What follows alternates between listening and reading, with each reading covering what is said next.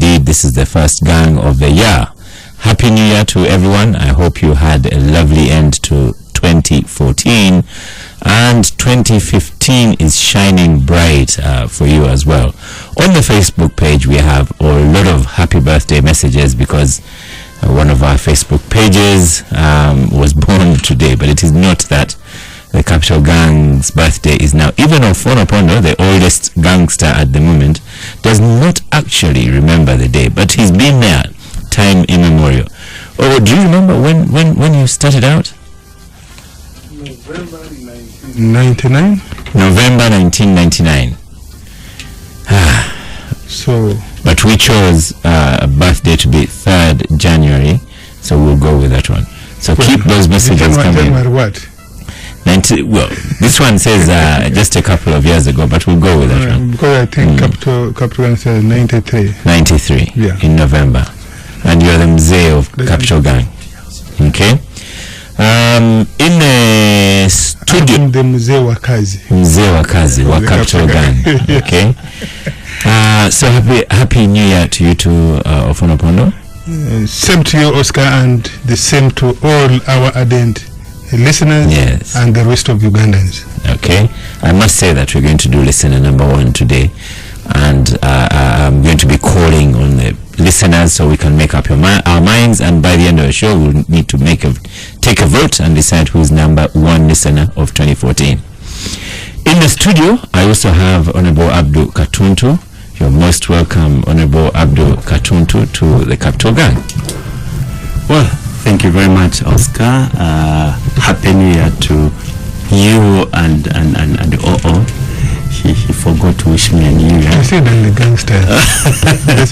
and to our listeners, of course. But you know, I welcomed you in style this morning. Oh yes, I was received at the gang by OO. Yes, it's not every day. It's not every day that you're received by OO. And I'm waiting on Honorable Ibrahim Ssemujju. He's not yet in the studio. Getting into the studio has not been easy this morning. You must accept that. We have what you call the men in black. If I were to describe some of them, they're all over the place. So I'm waiting for Honorable Ibrahim Ssemujju to appear. I also have Honorable Chris Baromosi, who has come in all the way from Kabale, Kinkizi. And the show is being featured live on Beat FM, which is 96.3. Please do listen in on that one as well. As listeners know, we're going to be hosting His Excellency, the President of Uganda, General Yoweri Kaguta Museveni. And we've had a lot of questions coming in. And we should be asking him, you see, we took a bet the last time we hosted him, that he would come back to the show and discuss, comment on whether he achieved what he intended. So that is up to us and you, the listener, to decide whether that happened. Is the NRM, the new NRM, now ready with a young secretariat, or is it going to be business as usual? Was that conference about purging the former Prime Minister, Mama Mbabazi? There's that one. The Sejusa question has also developed over the last few days. At the time we posted the question, the comment on Facebook, it hadn't even developed to this level. So when the President is in the studio, we should ask him what it is. We must also find out about his plans for crime in 2015. There are 3 high-profile people who've been killed in just the last 2 months, including 2 Muslim clerics. Are we facing uncontrolled crime? General Kaira said it could be ADF. I don't know. 2015, just 1 year to 2016, the elections. Will we continue, or will the President kick off the transformation agenda for Uganda, or will it be forgotten for politics? Honorable Abdul Katuntu, we have a replay here to get us. I should tell the listeners the President will arrive into the studio at 11 a.m. and we await his presence. Honorable Abdul Katuntu, the NRM conference ended. We have a new NRM, young people, as you pointed out, new blood, ready to run the party. transform the country? I don't know about transformation, but what is obvious is that actually there is now new faces to take over effective operation of the party. What I said last week, which I may repeat for purposes of those who are not listening to the show, is we see the president desire to transfer power or hand over power to around 2 generations younger than him, and most of his colleagues, the likes of the Honorable Mbabazi and many others who together they ran the movement, have been edged out. They have not been parted to this transfer of power, and we now see the generation of the yes, the listeners should know that I still have a problem with my seat. We see the generations of the president, the generation younger than the president, and another generation being phased out of politics, and looks like the president's desire is really to have the 35-40 year generation to be the next leadership of the party and maybe of the country. Of course, he's done it a little bit shabbily by manipulating and not causing a consensus within his own political party or even the country. So look here, it is time for us to go and we have younger people and we have a debate. He sort of ran a personal project. And that's what has caused a lot of problems, I think, with some of his colleagues, because they see him running this project as an individual project. Then he comes and says, guys, this is what I think should happen. I was the chairman. He's the chairman of the party. He's the vision of the party. You need a consensus and so on. And you have who's disagreeing? Who's disagreeing? They all seem to have agreed. No, actually, I was talking to a fly on the wall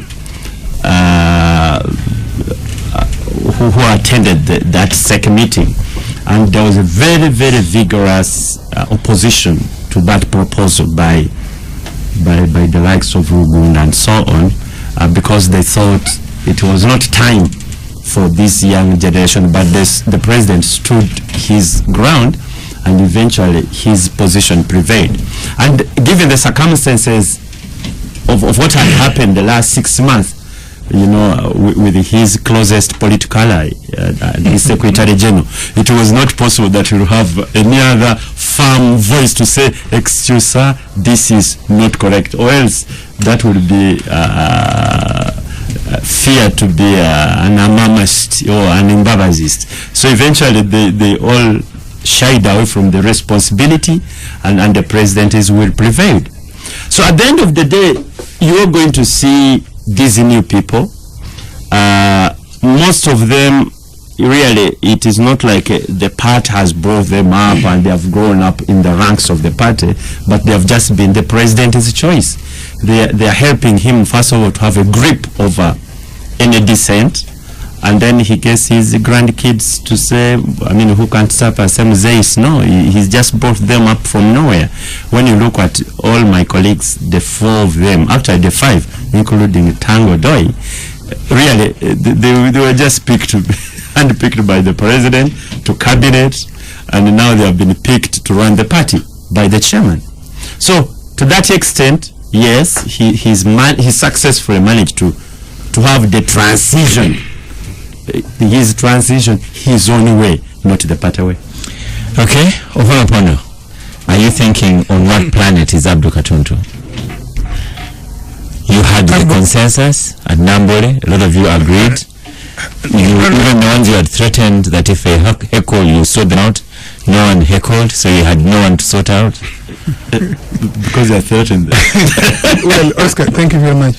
Abdul is right only in one respect, that there is at least the appointment to the secretariat, the top, they are young people. And I think it is a good thing that NRM that has been, particularly the top leadership that has been in the struggle since the late 60s, early 70s, and have been in state power for the last 28 years, surely should shift, not just transfer, should shift political party leadership to a much younger generation. Oscar, I am about 53 now, and I have been in I've been in NRM since it came to town. So I have 28 years of experience in NRM. I don't think there is much. Not since it came 2 years after it had come to town. I don't think there's much I can bring by way of innovative ideas of doing things differently. I am in the mold of Mr. Yoweri Museveni of Amanya Mshiga. And so I think it is good that the shift does take place. Consensus. How do you judge? How do you judge whether there's... Ofwono thinks that he no longer has fresh ideas. What about his chairman? I'm saying in terms of political organization, political party organization, we are one body. We are one body. Museveni and I, that generation who have been in... No, you are not in yes, we have been in the state for the last 28 years. Anyway, the point is, how do you judge the consensus? We have structures in the party, but we also have membership. The immediate issue Abdul is raising about Nambole. First of all, it should be recalled that there have been consultations around the country, sub-counties by members of parliament, constituency level by members of parliament, districts by regional task forces, and eventually we had the Seninde committee report, which fed into the Central Executive Committee.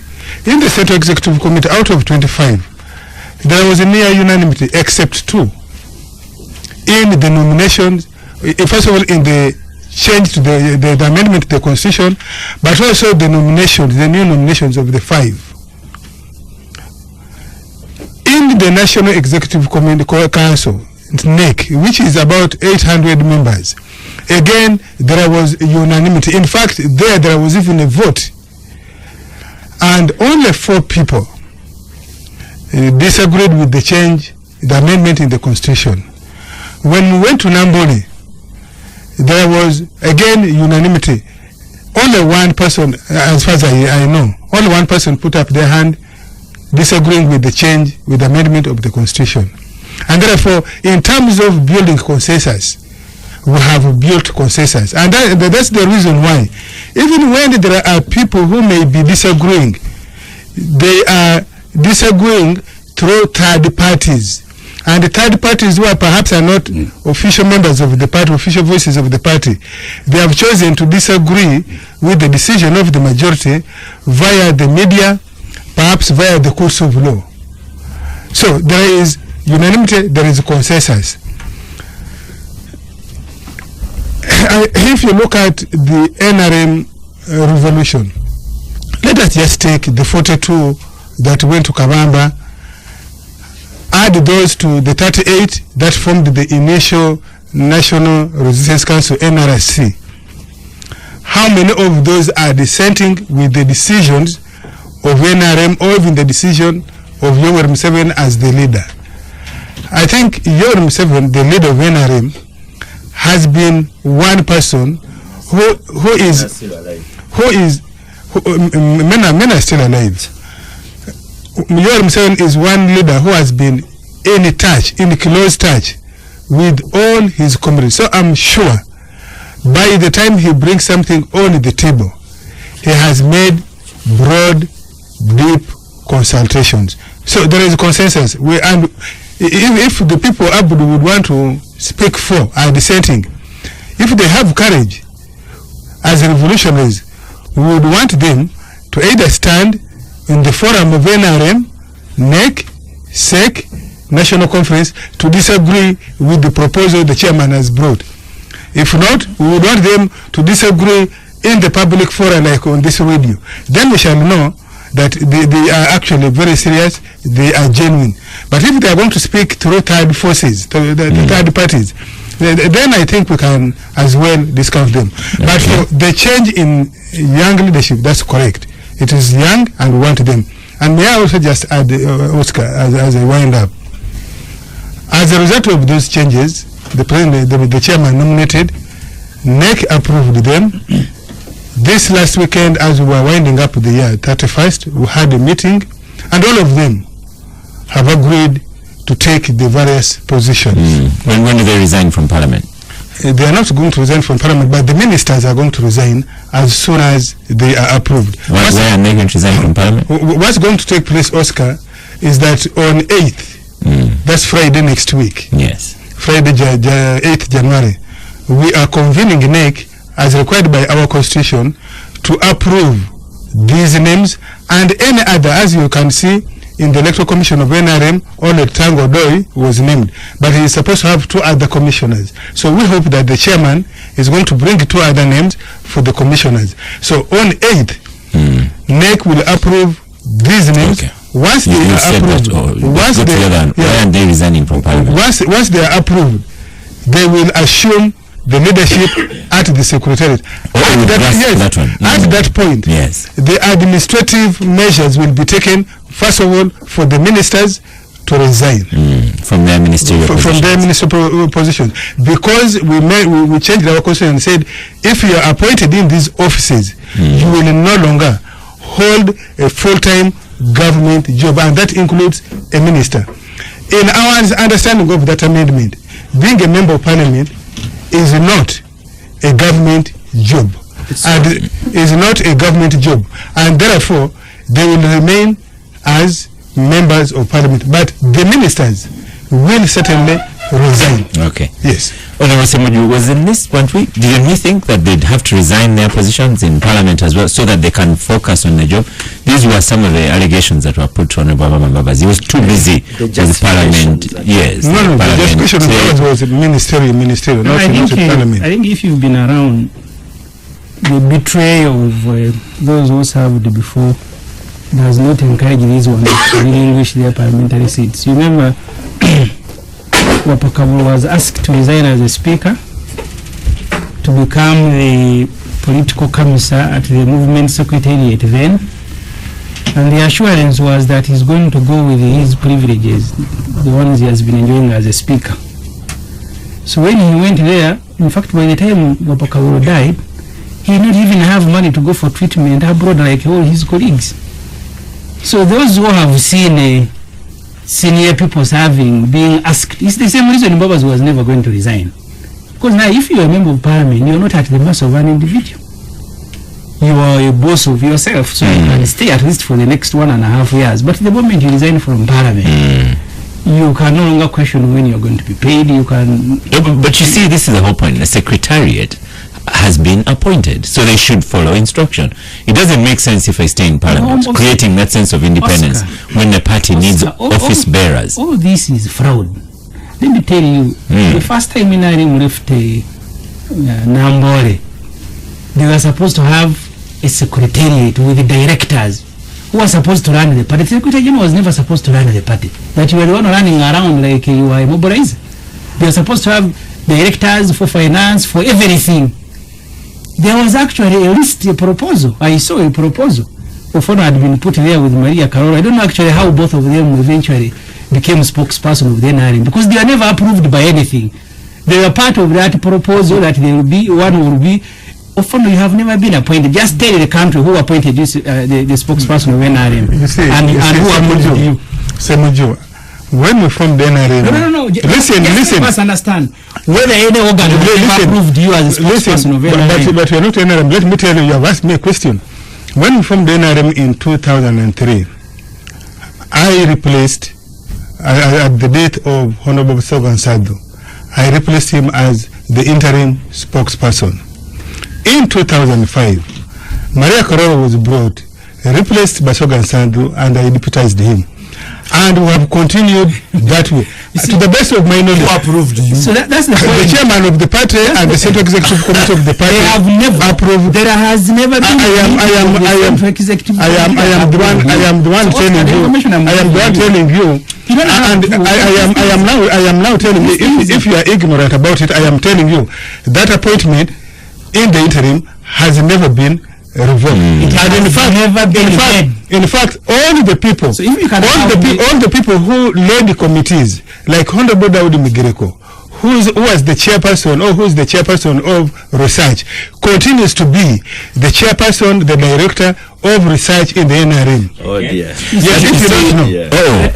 Part of the thing before, as you continue, because yourself, you're the government spokesman. But then you enjoy a party position as well. So you are part of the confusion. And there's no contradiction with that. Of course there is a contradiction. There's no contradiction. You need to be speaking for Abdul Katuntu as well. Allowed me to make the point. There's no contradiction So in they that left at all. Absolutely. with a proposal to appoint directors. Ofwono and Karoro had been proposed as the director for communication and deputy. There are also other directors. Mugireko had been proposed also for research and a couple of others. In fact, even within the SEC itself, Kawakumba was appointed during the presidential campaign as a coordinator of institutions. But she had also continued attending SEC. In fact, one time it was there. People asked Kawakumba, what are you doing here? And she said, I am in charge of institutions. So what eventually started as even campaign structures, because this party is run as a kiosk, as a personal entity. Even this Ofwono Opondo knows it deep in his heart. He has never been approved by any organ of the party. In fact, if NRM was operating legally, because the directors were supposed to be approved, the chairman was supposed to make proposals and they were approved by... That's the reason I'm not calling myself a director at the NRM. Let's conclude what he's saying. I am a spokesperson. I am only helping the public to understand. I am telling you. And you are not the only victim. Many of you are not a victim of anything. So therefore, the what is the point you're trying to make? The point I am making is that these things operating the party in the ad hoc will continue. They will sit in a formal meeting and say people are going to resign and then wish their seats, but they will not, except if the chairman says so. Because you had, at least the newspapers have quoted Kasure Lumumba saying, I am going to resign. But maybe the boss has said, no, after all, the target has gone, so you don't have to leave your seats, you can stay there comfortably. So these things are not done in Nambo, they are done in State House. When you say the target has gone, who is the target? Newspapers are not our official records. Please look at the amendment to the NRM Constitution. Listeners, I should say we are back in the studio. All the tools are available. I have AC. I can switch off Ofwono's microphone, which is what I'm about to do now. Your microphone is off. But yes. If you can allow me to voice... go on. Conclude, so go for a break. So the turnaround that has happened in the political wing of the NRM gorilla outfit started with the military. If you want, just go and open the UPDF Act. There are people who were called senior officers as of January 1986. Yes. They are also members of the high command. All those who actually became permanent infrastructure of the military. But one by one, they have been helping the president to edge themselves out of the military. Today I have seen pictures of Tinyefuza. It is Tinyefuza who sent Kazim to come and arrest Chihanda and Kashiring in Koro here. That time they are staying closer with Eitumini.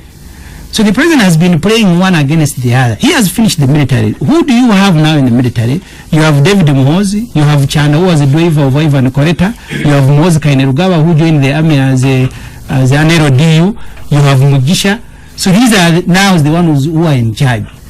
People with whom the president was sitting on table and discussing military policies, the Joram Mugume, the Charigonza, the Koreta, Kashaka, Chihande, Kashiringi, plus these others, Sareti, they are all now out of the military.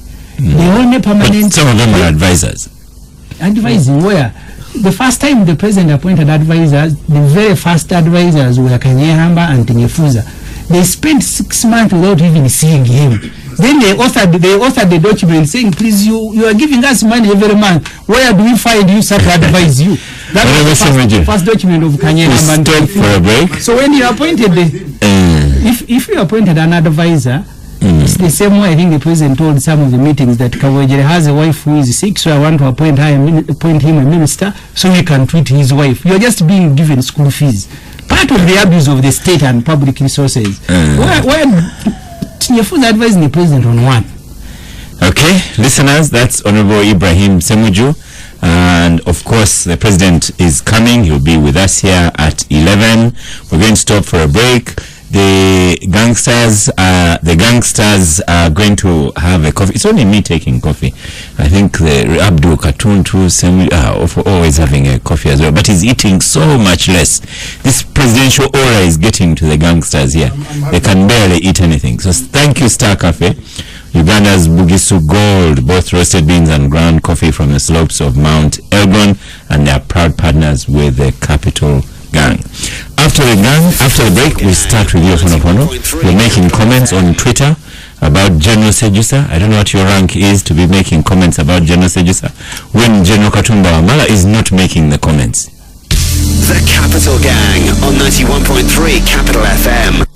While in Barara, get coffee at the Coffee Bar. The Coffee Bar will serve you all coffee flavors like espresso, americano, espresso macchiato, espresso affogato, cappuccino, cafe latte, black coffee, African coffee, and English coffee. You don't have to take only milk in Barara when there is finest coffee. Get other foods too, plus accommodation at the Coffee Bar, located on Buremba Road, Barara Town.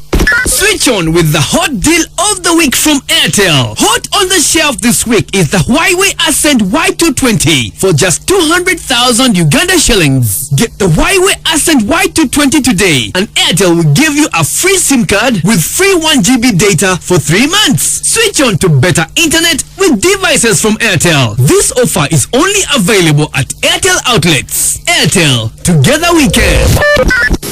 Capital Gang on 91.3 Capital FM. Welcome back from the break. We are expecting His Excellency General Museveni, who will be Chief Gangster today, and is due to be here at 11. Ofwono, you have gone to Twitter, and that was yesterday, and you're talking about General Ssemujju and talking about how you have contained him, and talking about discipline in the UPDF.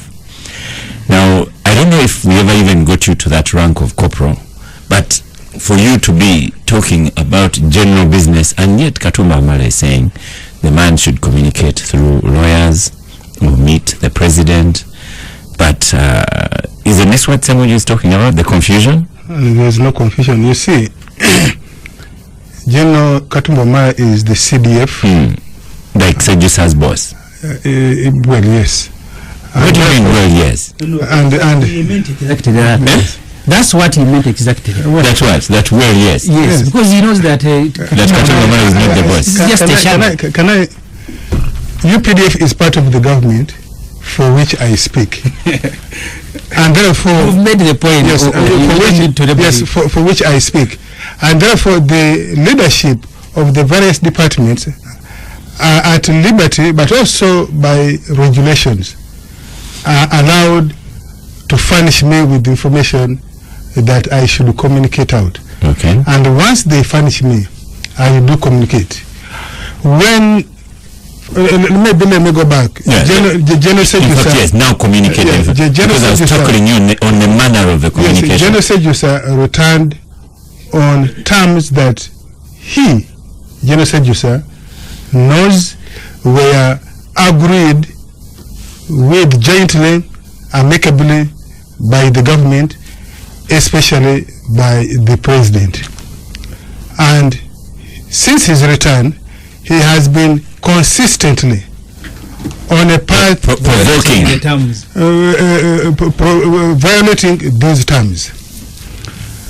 And therefore, yesterday morning, when the UPDF took the decision that he was running out of hand, because UPDF has been built, among other things, on total discipline and loyalty to the state.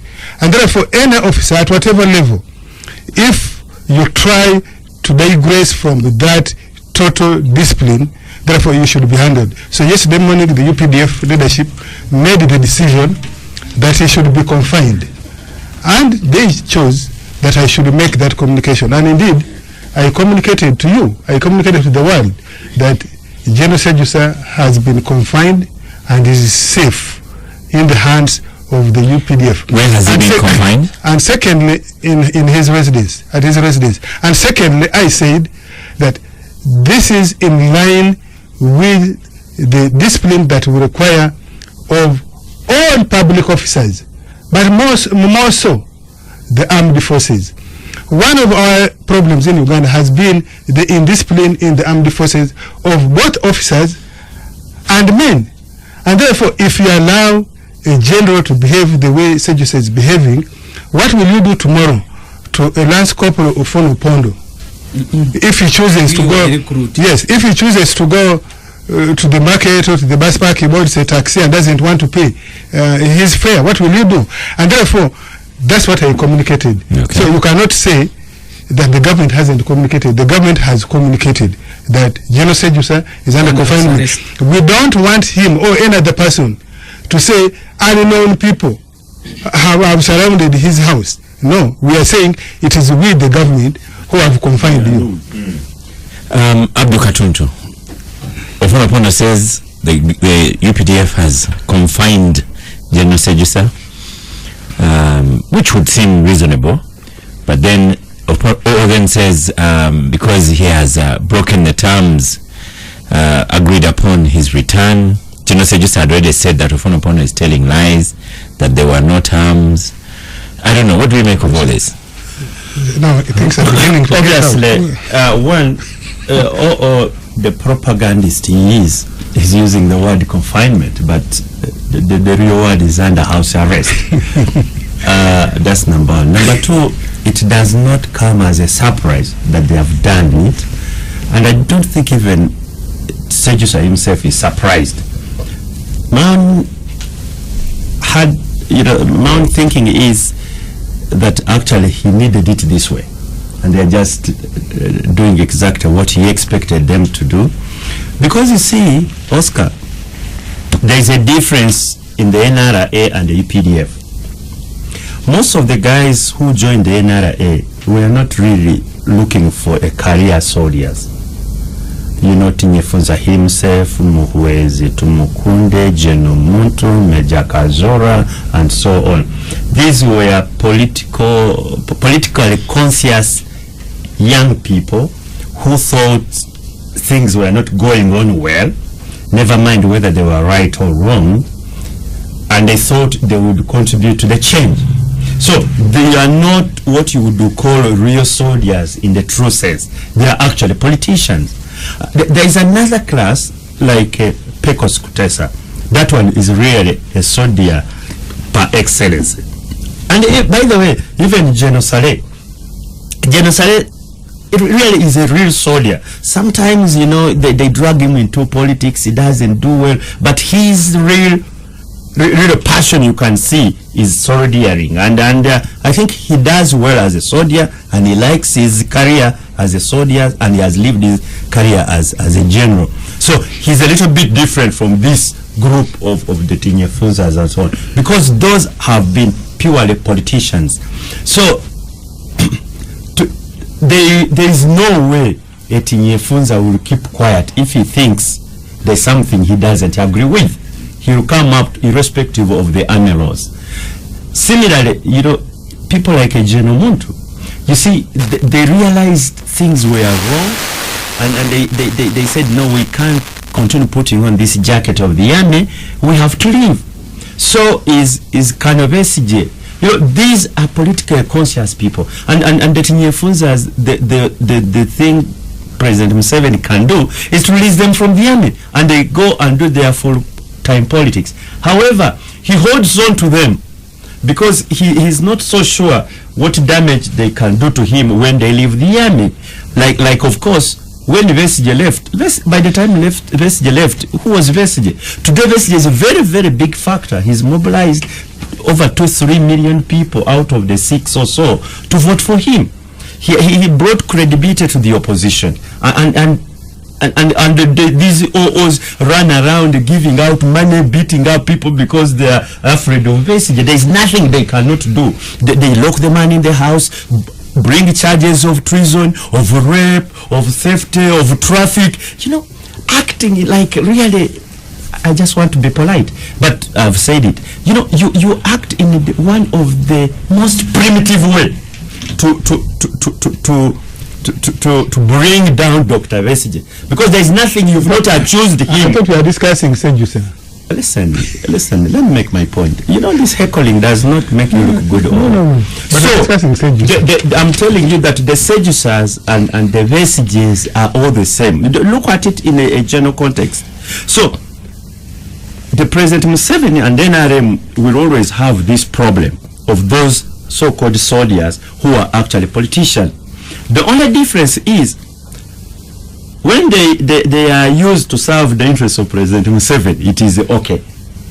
When they dissent with him, then you can imagine all the military police, will go on Twitter and everything. When my good friend Brigadier Tumukunde was really in the East, campaigning for President Museveni, was a serving military officer. He went throughout really, and the OOs were busy escorting him and actually just flying, holding public meetings in the entire East, calling the youth, and that was okay. But try to do that for or against him, that's when all the hell will come against you. So Sejusha, one, he knows what is coming, and I think I could be wrong, but I think he's ready for it. These so-called terms OO is talking about, why aren't they public? So that the public knows who is violating what terms. If the man came on terms, you should have, as government, say, well, we have allowed Sejusha to come on the following terms. Then you can come and have some sort of, legitimacy. Say, look here, he's violating term XYZ. But you are not doing that. You say he came on terms. You've not told us the terms. You say he's violating. You are just. Abdul, you and I, and you and the NRM relate very well. You know that. And you know that there are times on which we relate with you. Please. You are fond of blackmailing. I'm not blackmailing. I have no relationship. We have no reason. We have no reason as of now. Abdul, before we go for a break, just get that lawyer thrown out and ask OO what are the terms of the agreement. Put it to him as if you are on one of those, I was about to say silly, but on one of those committees. No. I'll do my cross-examination. Right. Mr. Ofwono, can you tell the entire world what are the terms upon which General Sejusha was allowed to return? And he'll answer that after the break. The Capital Gang on 91.3 Capital FM. Do you have an eye problem or worried about losing your eyesight? Med Optics Vision Center offers a wide range of specialized services and products like comprehensive eye examination and testing, large selection of frames, optical and contact lenses. Visit Med Optics Vision Center today at Mabirizi Complex, Kampala Road, and other service centers at Case Medical Center, Nakasero Hospital, and Kuluva Hospital in Arua. Call them on 0312-370-373. Med Optics Vision Center. Cherish the gift of sight. The Airtel Trust Star competition is getting bigger by the day. We are giving you a chance for the top voter of the week and the top song voted of the week to walk away with big prizes. To vote, simply go to your messages, type song code and send to 162 or call 162 and follow instructions. The top voter of the week will win a smartphone on the NTV Exposed show, and top voted song of the week will win 1 million shillings. Pick up your phone, call 162 and vote your top song to win big. Airtel Trust Star. Call, sing, win. The Capital Gang on 91.3 Capital FM. Welcome back from the break. Opondo, 2 minutes. What are those terms? You heard from the prof. Yeah, and I like this prof. He keeps shifting his clients. The general term is that Ssemujju on this show. The general term is that first of all, just Ssemujju had broken the law, or broke the law. He deserted the army and went out and made statements. When he requested to return, it was agreed that he returns provided he agrees to be a law-abiding citizen and especially complying with the regulations of the military until he has applied and he is relieved of the commission. These terms don't seem unique. Yes, this is exactly.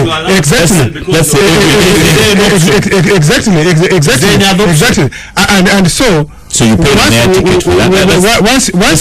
Once you return, and you know you haven't left the army, you haven't left your commission, or they have not allowed you to leave, we expected him to keep silent, process his application until he's relieved. And this argument of Abdul, yes, most of us are political activists, but once you have gone into an institution, Abdul, you are now a politician, but once you become a judge, we don't expect you to behave like an FDC politician, like me. We don't expect you. Therefore, yes, these people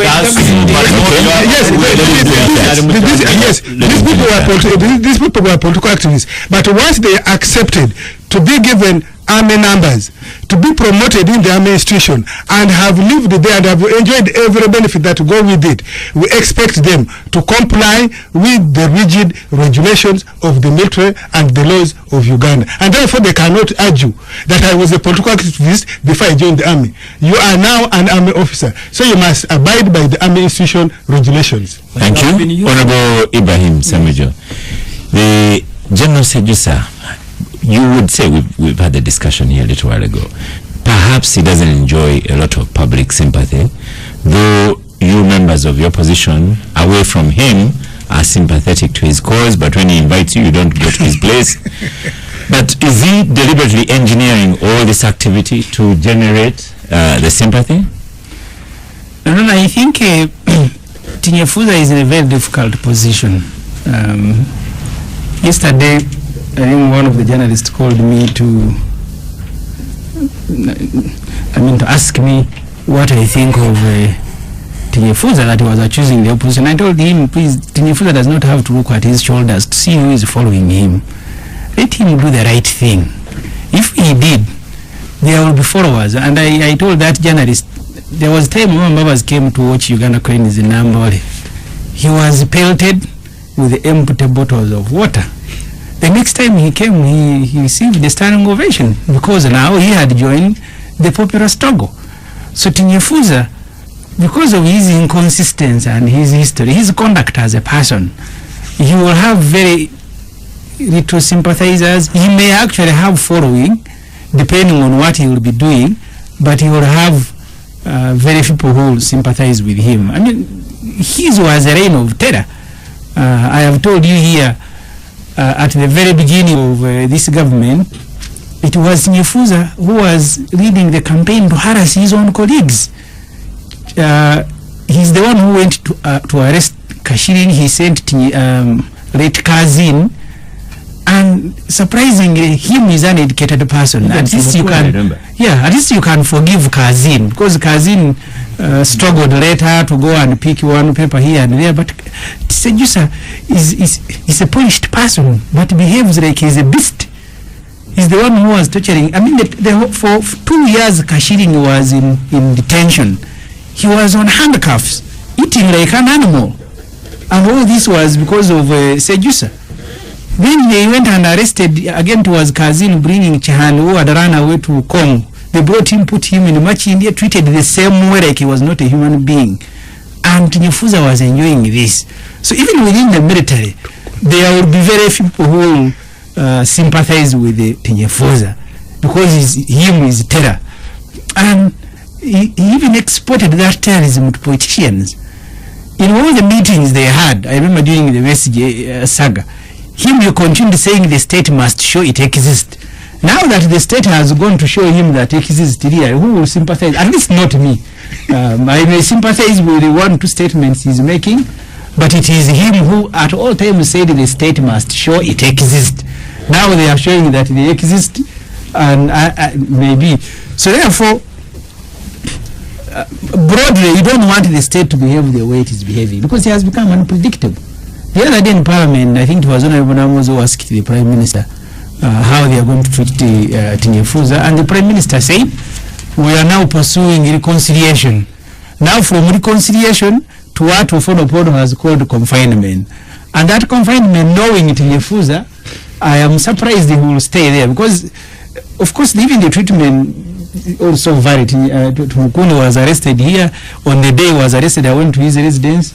There was a fuso packing his house belongings so he can be comfortable even under arrest. But there are others at the same rank with Tumukunde who have been in jail, who have been in Luzira. Even Kazimba, they are supposed to go to Luzira. So once you are a prince, you can fairly be treated, even in detention. So this by Tinyefuza stretching them, of course he will allow government, he will invite them to make mistakes that like they usually do, but he will receive less sympathy. So both of them are in a difficult situation. If you don't rein in on Tinyefuza, government doesn't look good. But Simon Kahero on Twitter here saying, for you are the right one about using the name Tinyefuza rather than Sejusa. Everyone else has gone to Ssemujju. And Raymond's one and the same thing. Raymond on Twitter as well says, let all explain who in government made those terms with Ssemujju. Exactly. Because he has denied that assertion. That's the point I wanted to make next. The Prime Minister tells Parliament that actually we are trying to find an amicable solution out of this. Then a week later, Tinyefuza is under house arrest. So you even make people who have this government look shabby, because what we will now tell the Parliament when we resume in February. You see, but you see, we may be negotiating. We say, oh, Ndugu, you're also right. No, we may be pursuing reconciliation. We may even sign an agreement. But if you violate those agreements, for example, it does not prevent me or the state, for that matter, to take the right course it deems fit. And therefore, this argument that we are playing in the hands of Ssemujju, I don't believe so. I have said on this show many times that if you are damned if you do, you are damned if you don't. If you don't, you are the same people who have been saying that Ssemujju is being treated like a prince because he broke the law, but you see, he has been allowed to come back as a free man. Now that the law is taking its natural course, you're again saying we are behaving shabbily. Ofwono, you said the state should never shy away. The state should never shy away from taking the right and correct decisions. Yes, reconciliation. We can.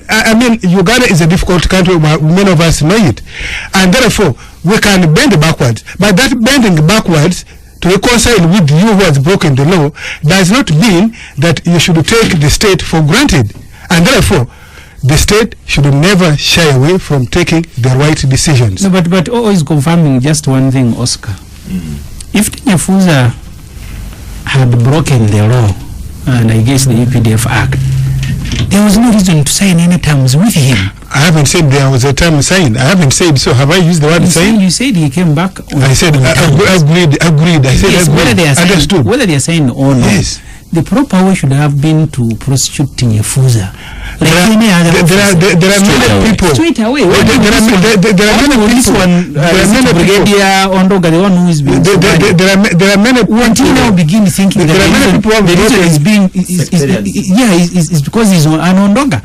Because Tinyefuza Act. I am asking you, this Tinyefuza was part of the high command that sat on Entebbe Road and crafted this UPDF Act.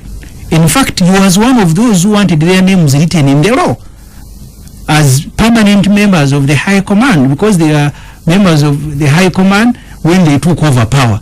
So he must be the last person to break the law. But now you are telling the country, you who speaks for the government, that yes, we know he broke the law, but some authority there that does not concern itself with the law sat down and agreed the terms that you can come back. But now the reason he's being punished is because he says, let's look at the statements he has made. He said we must continue fighting to remove Museveni from power. And therefore, this cannot be tolerated. He must now be surrounded immediately. If you had subjected Nyefuza to the due course of the law, nobody was going to complain. But you went there, I don't know who went, agreed, sometimes you brought him. So what message do you send to other UPDF officers who are before a court martial, who are facing disciplinary tribunals, that for Nyefuza, because he's a Nyefuza, you can have terms for him to peacefully return. You only go against him if you are said you must continue fighting to remove Museveni. There's this adage, Ssemujju, every dog has its day. With laws and courts of justice and so on, why must dogs have different days? Well, but even in law, every case is judged on its own merit, or is handled in its own merit, from the process of detection, investigation, and so on, prosecution. According to the law. And where you are schooled. And that's what, about the law, leave it. And that's what made the Professor Gilbert Bukenya, I think, cry as he was going to Ruzira. Because he was part of a list that had violated the regulation during the procurement of Chogam. But Kutesa never stepped there. Him is a prince. Even the IGG that testified against Bukenya, when it came to Kutesa, the IGG said that he was actually wrong. And you see, I mean, we start for a break, Opondo. and we are expecting His Excellency General Museveni any minute now. But after the break, I'll begin with you, Honorable Ibrahim Ssemujju, and we talk about insecurity. Another Muslim cleric was killed last week. We'll take up a discussion from there. On his knees. He is a person known to turn around, maybe learn from the best, his commander-in-chief. I, for one, am in agreement with Honorable Ssemujju, and I'm not sorry about him at all. Yoweri, Josie, one of our Capital Gang listeners, number one of 2014. By the way, we're going to have to take a vote, Gangsters, on who was the listener number one of 2014. But Yoweri says, Ssemujju, what a contradiction. Thought you've been faulting the army and government at large for not giving way to the young generation. Now you're complaining that the Bush war heroes are no more. Honorable Ibrahim Ssemujju, clerics, recently another Muslim cleric was shot dead. Very, very unfortunate. This one was killed at the mosque where he usually prays, and apparently he mentioned a name in his last few minutes, and the son publicly came out with a name. But only a week ago another one had been killed in Busoga. And then going back 2012, a lot of people were killed as well. I don't know how safe you are, Ibrahim. We didn't describe your dress code, but is it a sheikh? The hat he's wearing, is that FDC or a sheikh's hat? When he starts receiving money from outside and doesn't disclose to his followers, he will be in trouble. And I think, first of all, the two sheikhs, I know them personally. Dr. Muaya, when I was at Makere, I stayed with his younger brother, Abdul Muaya. And I went and spent 2 nights at his home in Mayugi. Actually, that was my first time to go to Mayugi. He was a very nice guy, though he belonged to a different sect. He was Shia, was Sunni, but he was a decent, very good guy. And where you are? I said he was, so I'm not talking about myself. I can't, it's a judgment. And Bahiga, I have also known Bahiga for quite some time. Very good guy as well. And they killed, I did write this week in my column questioning the fashion. They all killed in the same fashion, killed violently. Yes, of course, shot. And I did come to the conclusion that these murders are institutional. I don't think there is one person who go in the same fashion. You may now want to establish the motive. But what makes the killing of Bahiga even more complicated is that it has happened at a time when within their own group, the Salaf group, they have very huge disagreement. They had actually it was one of the group that announced that they had removed their Amir, Sheikh Kamuga, the head of that sect. But the most unfortunate thing is that government is working with all of them. And I warned them sometime back, they even were very angry with me, that when you abandon the mosque and you begin carrying guns and you begin collecting intelligence in the mosque to do the same work. You are a sheikh, but you're also an intelligent operative. You are inviting trouble. And I think that trouble has started coming because this government is known for taking advantage. This government has killed people to come to power. They actually may continue killing people to consolidate and stay in power. And they will take advantage because you see, it is in these confusions when you are quarreling amongst yourselves that you will actually be bumped off and they will not suspect. Why would government have an interest to bump off anyone? Why shouldn't they have it? Why should they? No. You are the one who's made. You mean the government faces no opposition? I mean, are those Muslim clerics giving government opposition? Are they opposing the government? Why do you think they are working with them? It's a long history. When that public... you see, when they're working with them, let me just give you the history. When that Tabriki movement was very strong, based at Nakasero, it was capable of doing everything. In fact, Kaihura summed it up when he came to Chibuli. He said, if I had not been helped by this group, I wouldn't be the IGP. You don't know how much money government has given them, telling them don't join the West, don't join the Rukwago. They are capable. I mean, you've seen them with the panga, with the machete. I mean, if they give them money not to join opposition groups, I'm thinking, what's wrong with that? You are fearing them. That's the reason you are bribing them and keeping them close to you. So the moment you have one group, because what I have been told, I don't know for a fact, but what I have been told is that in this group, first of all, they are all fighting. They still by they continue fighting. Each group wanting to elbow the other, so it can be the one with very close ties with the state. But also remember part of their history. Jamilu Mukulu was part of that group at Nakasero Mosque. He eventually ran away and started a rebel group. This government will continue working with you, but the suspicion will never go away. In fact, when they see you going where they don't understand, the next thing might be what has happened to Wahiga. Because they have worked with them, some of them returned on amnesty. Even those who are not part of it, they held them in suspicion, put them in safe houses, beat them, tortured them.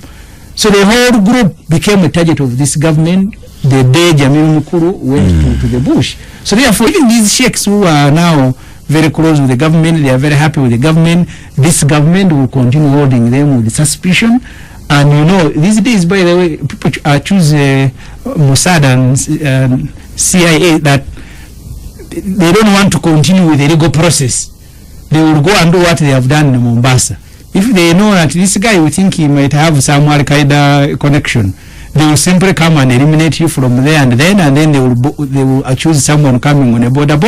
So that has happened in Mombasa, it has happened in Palestine. So these sheikhs who are being targeted now, that's why I said in my article, Kaihura says it is ADF. I am not sure whether ADF will be interested in killing a Shia. And that's where I want Abdul to start from.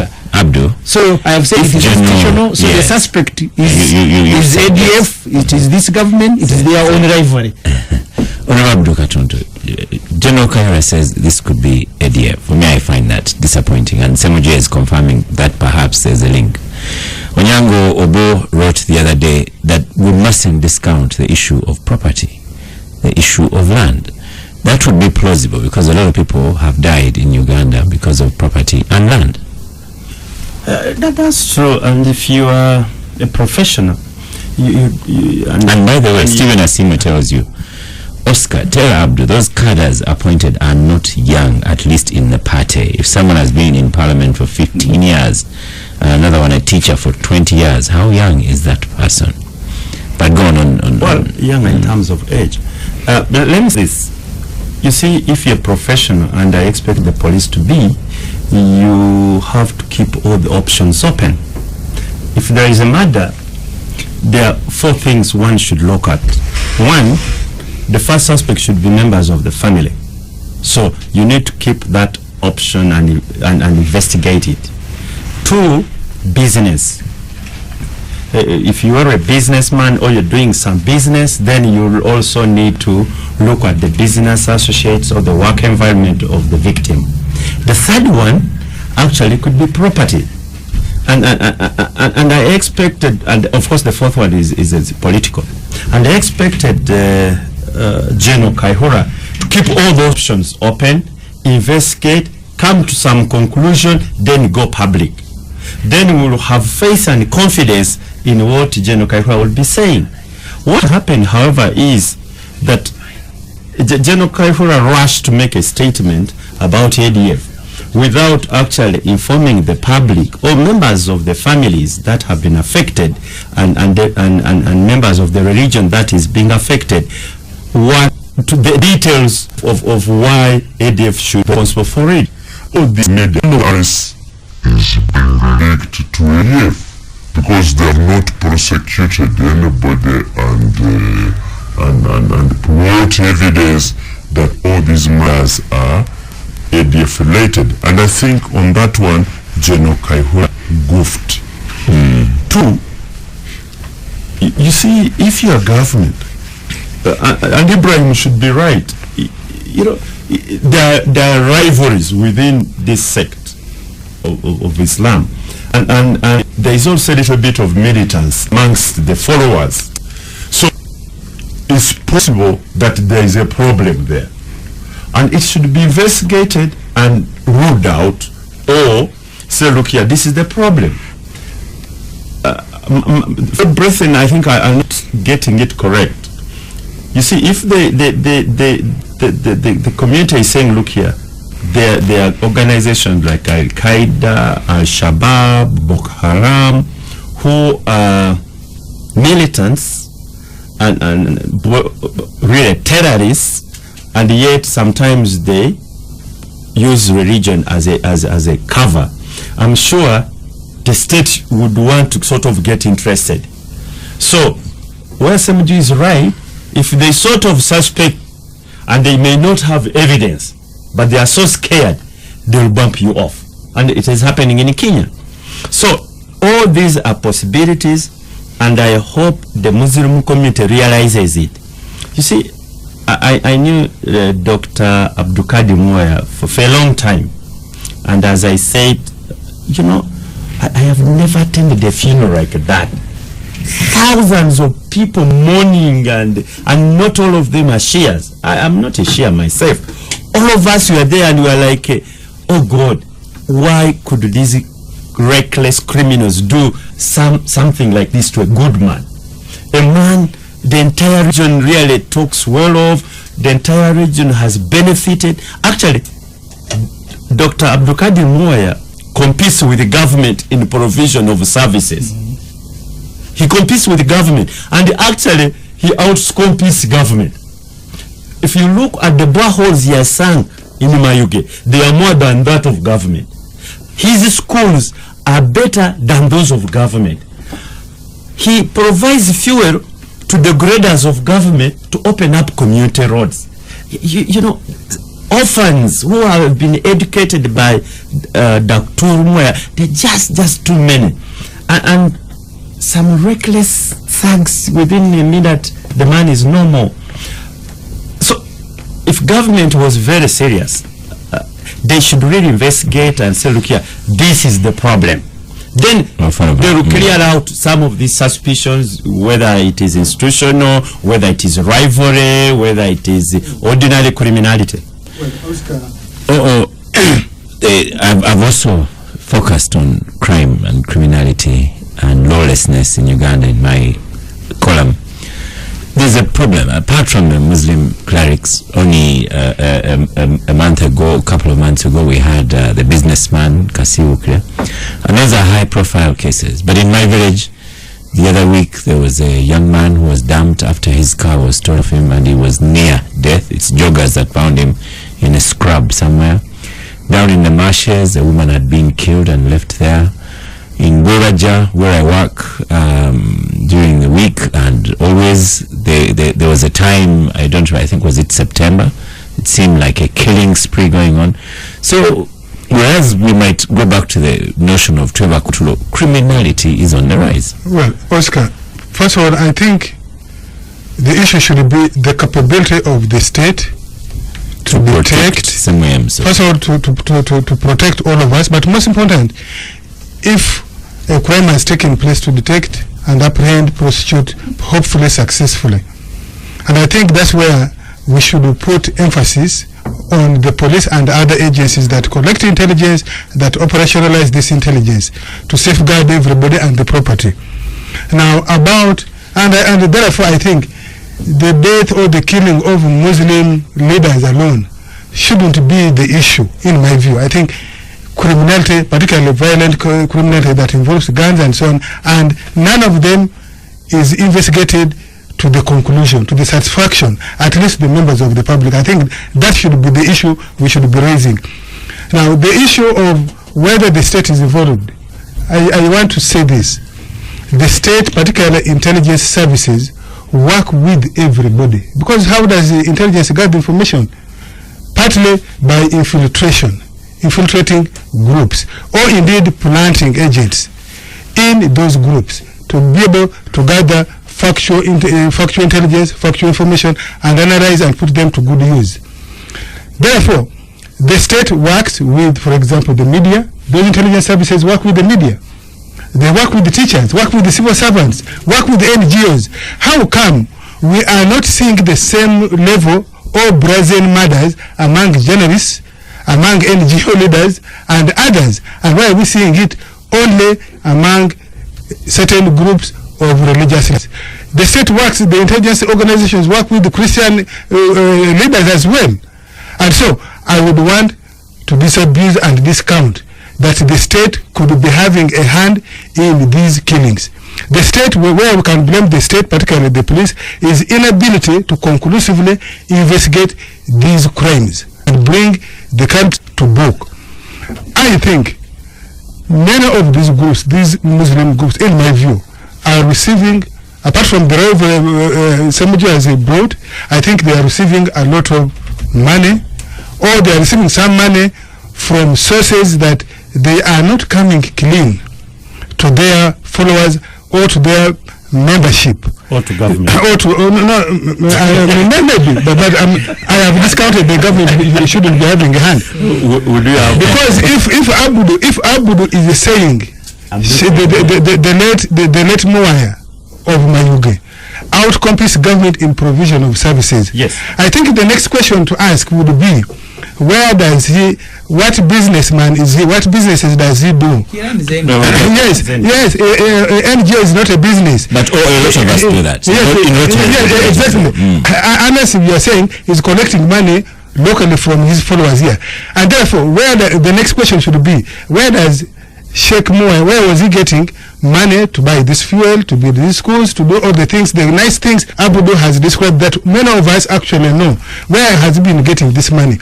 And when he gets this money, who are the other people in his group who know, who share this information, or who shared the decision that the money should go to doing community work? So you think it's all related to money? And not shared among the leadership, among the small group. That's what you're trying to understand. There could be a group which thinks, once you have got this money from whichever benefactors, why are you giving it to the community? Why are you not giving? We are 10 people in the leadership of this group. Why are we not sharing this money so that I also build? Isn't that a vulgar way to? It is not a vulgar way. I'll give you an example. It's not a vulgar way. On our road. Many of the business people. Listen to this. You see, Chigo Road, for example, we've because you have delayed to fix it over this festive season, we organized ourselves and have had a few places patched up. In Rotary, you know yourself because you contributed this year when we had last year when we had heart surgery for children in UHI. So, but if you had a discussion and you started talking about money and everything, instead of this is what I'm saying. You in Rotary and along Chigo Road, when you collect the money, first of all, you have made a budget.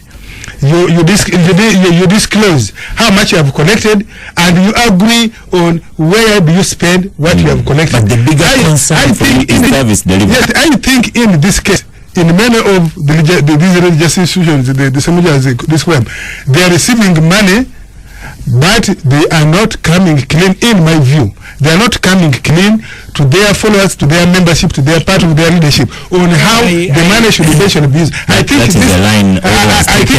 could be part of the problem. Many of the killings you see done about business people, many of them are as a result of property or business disputes. Yeah, do you know? In the case of Moya, he actually does not belong to a group. He's an individual who, after his studies, had made contacts, and he has used those contacts, I think, majorly in Iran, for him to come and finance the projects in Perhaps some people area. think they should have a share. No, he doesn't have. I'm telling you, because I've told you I have visited him, I know him. For the case of Bahiga, they actually don't have money coming from anywhere. Because you see, in the past, for example, in the case of the Muslim community, you used to have money coming through coming directly through individuals. All these countries now operate in NGOs. If you want a mosque built, like one next to my house, you will go and file an application and they will come and build it. So therefore, there is no, maybe if they are property that are personal or family, but there is no group, there is no money that is coming from outside that is causing problems. So because I know they don't have money, so how can you accuse a poor man of how can you accuse a poor man Why do you just say you know? of being killed over money? You know, a man doesn't have even some at his home. But you're not saying they are out competing the state in provision of we have said in the case of the focus should be on how you sort out the criminals. Exactly, so, and I think that's the point. Yes. The point you made also is a valid point. In fact, last time, I think in the middle of last year, we had iron bar hitmen. They are finishing border. No, I have a relative that we lost to they are finishing border people. Yes. It has scaled down, but it continues. Also, the other killings all over the country. In fact, it's a point that we brought in Parliament. I think in Mukono, between Yoweri and Mukono Seta, the killings had become almost daily. Even in the police report, the one released, they are also concerned with the increase of murders. When eventually General Kayihura appeared before our Committee on Defense and Internal Affairs in Parliament, actually I told him that you have preoccupied yourself more with politics, and that's why criminality is on the rise. Because you see, the cases I gave, if Besigye is going to walk from his Kasanga at home to town, within 10 minutes there will be police trucks, patrols, so there will be more than 100 policemen just to go and chase Besigye around. So that's the case I gave him. Remember when I had that infano, along Rubiji, it took police hours to come to the scene. So I told Kayihura and the police when they appeared before our committee that you are now preoccupying yourself with politics more at the expense of law and order. And as a result, by the time you return from politics to come and deal with the law and order, the situation will have deteriorated the way it is now. And that's why people can go to Iganga and kill. This is embarrassment to the state. They go to Iganga and on a border kill the way they did, and then 2 days later they are on Wewaja killing. They killed the Chihuahua here in Chanya in the same style. They had just killed the Sheikh Abdul Karim same style. So it's a point that we must discuss it broadly as criminality, but also murders. What makes the murders of the there's the businessman Kasiwukira. Yeah. So what makes this a unique situation is that people are being killed belong to the same group and they are at the highest level. Kasiwukira is not. No, I mean in the case of the Muslim clerics, because but there are many others that have been killed and are not high profile. So that's why I say yes, we need broadly to discuss that, but also discuss this particular one. What is the motive? Why would someone want to go and kill Sheikh Sentamu and then a year later he comes to kill Waiga, he goes to kill? So these are two related incidents, but the investigation should be separate because we are dealing with different problems. And I get disappointed when the government spokesperson, instead of telling the public what exactly is going on, because he has got access to the investigating agencies, he's also in some hypothesis, it could have been this, it is this, it shows you that actually. No, but just a second. Yes. I did write in my article this week, under the NRM, if you're a victim, they always blame you. That's how they end up blaming Saina Nevanda. Once you die today now, Ofwono will say, but we are Abdul every day, he does this and that.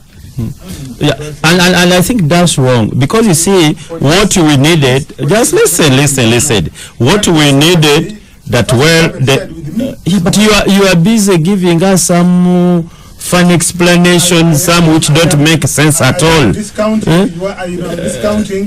First of all, your view that the state could be having a hand, and because I'm saying the state, particularly Okay. work with. Okay, we have agreed. You are discounting that, assuming it was true. Would you say it?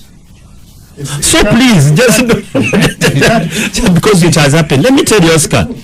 It is this story when the late Archbishop Janan was killed. And the following day, you have some Moses and some banged up Range Rover, and then they said the man died in what? In an accident. You know, but those were the times. You'd say it's different now. What I'm telling you is what a state is capable of doing. True. Yeah. So to me, which kind of state? Which kind of state, Abdul? All the states are the same. The fashion will change. The fashion will change, but I mean, we're talking about lawlessness here, Abdul. But at the same time, I know for sure that you, Abdul Katuntu, feel safe and secure. So, in some ways, let's not vulgarize the debate.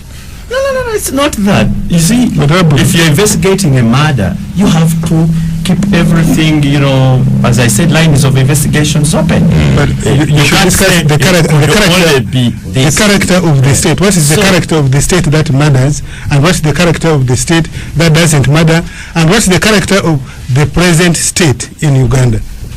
Before you pursue that line of argument. Okay, here we go. We have in the studio now the chief gangster, His Excellency Yoweri Kaguta Museveni. You're most welcome to the Capital Gang. Chief Gangster, I must say you are late to Mwalimu's class. I was expecting you at 11 a.m. and when people come late to my class, I do tell them off, and after telling them off, we work out what the punishment will be. So as I go for the break, we shall sort out the punishments for the Chief Gangster for coming all of half an hour late. We stop for a break. The Capital Gang on 91.3 Capital FM. On 91.3 Capital FM. Welcome back from the break. I have President as Chief Gangster in the studio. He has come late, but he said he's sorry for that. Matters of a state. So you must welcome our Chief Gangster, Your Excellency, General Yoweri K. Museveni. I have apologies, Betty. Unfortunately, you did mention her at the NRM conference. She's away at a burial in Kochi. Our Musomali Lydia, she's away on duty. I hope you didn't send her away deliberately. And Chris is in Kanungu. So, but we have an able group, as we see here, ready to take you on. This morning, Your Excellency, I'm not going to go into the history because we have all the history. We had it on Gang, and we had it at the NRM conference as well. We go straight into your achievements at the delegates conference. A lot of people have been asking why you would return straight away, and I have people here who would ask. I have Richard Sebagaram Soke online. Good morning. Good morning, Oscar. Good morning, Your Excellency. My question is very simple. Why have you decided to do yet another interview within weeks of the first? Seems like there's a bit of a panic. You think a president can panic? Well, I don't know. I mean, let him tell us. It's unusual. He's not done any interviews like this for years, I believe, and now suddenly he's doing all these interviews. We'll love to hear from him. And you don't think the Capital Gang is powerful? One would like to come again and again? Well, I know factors have been asking for the president to come on your program for years, and he didn't come. So I'm wondering, why now? In 3 weeks, he showed up again. Okay. Thank you so much. He will certainly answer. I had Nteja Asima as well on the line. I have got two issues I would like to put his Excellency. Very quickly. He's here and listening. First of all, Your Excellency, Happy New Year. Now, Your Excellency, after the delegates conference on the 15th of December last year, Balance is reported to have gone to court to challenge the decisions of that the delegates conference. My question to you, Your Excellency, is: are we seeing a divided NRM in 2015, or we are seeing a more united NRM? Lastly, Your Excellency, there is this issue of General Ssemujju, who is a serving army officer, and he continues to make controversial partisan political statements. Why have you kept conspicuously silent on this matter? Yet Ssemujju is a serving army officer who is not authorized by the law, by the UPDF Act, to make such comments, such political comments. These are powerful questions, powerful comments. Thank you so much for participating in Gang. Chief Gangster, when you went to the NRM conference, you told us here that you would see success if you generated party cohesion. At the same time, you have a young secretariat now. We've had a discussion on that. Ssemujju is reluctantly conceding that they are young. So do you feel that you succeeded at that conference? And having had a young secretariat, do you see yourself as young in the secretariat as well? Because you're the only one who has not changed yourself. Whereas you made comments over the festive season that there should be no panic, succession will happen, transformation will continue, but we must put that to you. And I want to also ask you, President, His Excellency, will you stand again for 2016? Can you ask so candid whether he will? No, he hasn't given an opinion anywhere. So we are going to get the opinion first time. He's been working to edge out Obama's not to start. And I should have said, President, that today we are back in the studio. I have all the tools. I have now switched off Ssemujju's microphone. Very good. I thank you very much, people of Capital Gang.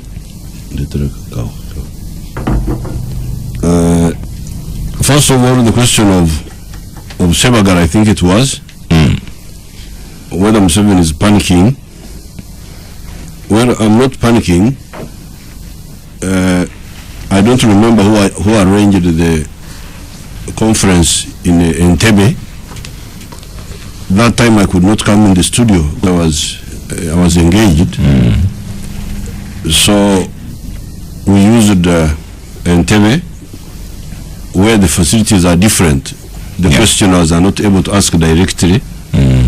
And we agreed that time that I would come here. Yes. And also to prove that the conference you would go as you wished. No, that was not the main point, because I don't have to come and prove that one here. But the more important is the fact that the other conference was not as complete as this one, because this one is in the studio where I can hear directly from the questioners. That's the main point. Now, the second question about Right Honorable Mbaba going to court. You know me, I'm not a lawyer. We have a resident one here. That is the issue of lawyers. For me, I'm a freedom fighter. And my interest is management. In this case, political management. And our interest in having a full-time workers in the secretariat, which is something we have been talking about for a long time, and that's what we wanted. So the lawyers, they can bring the arguments. I'm not a lawyer. They will sort that one out.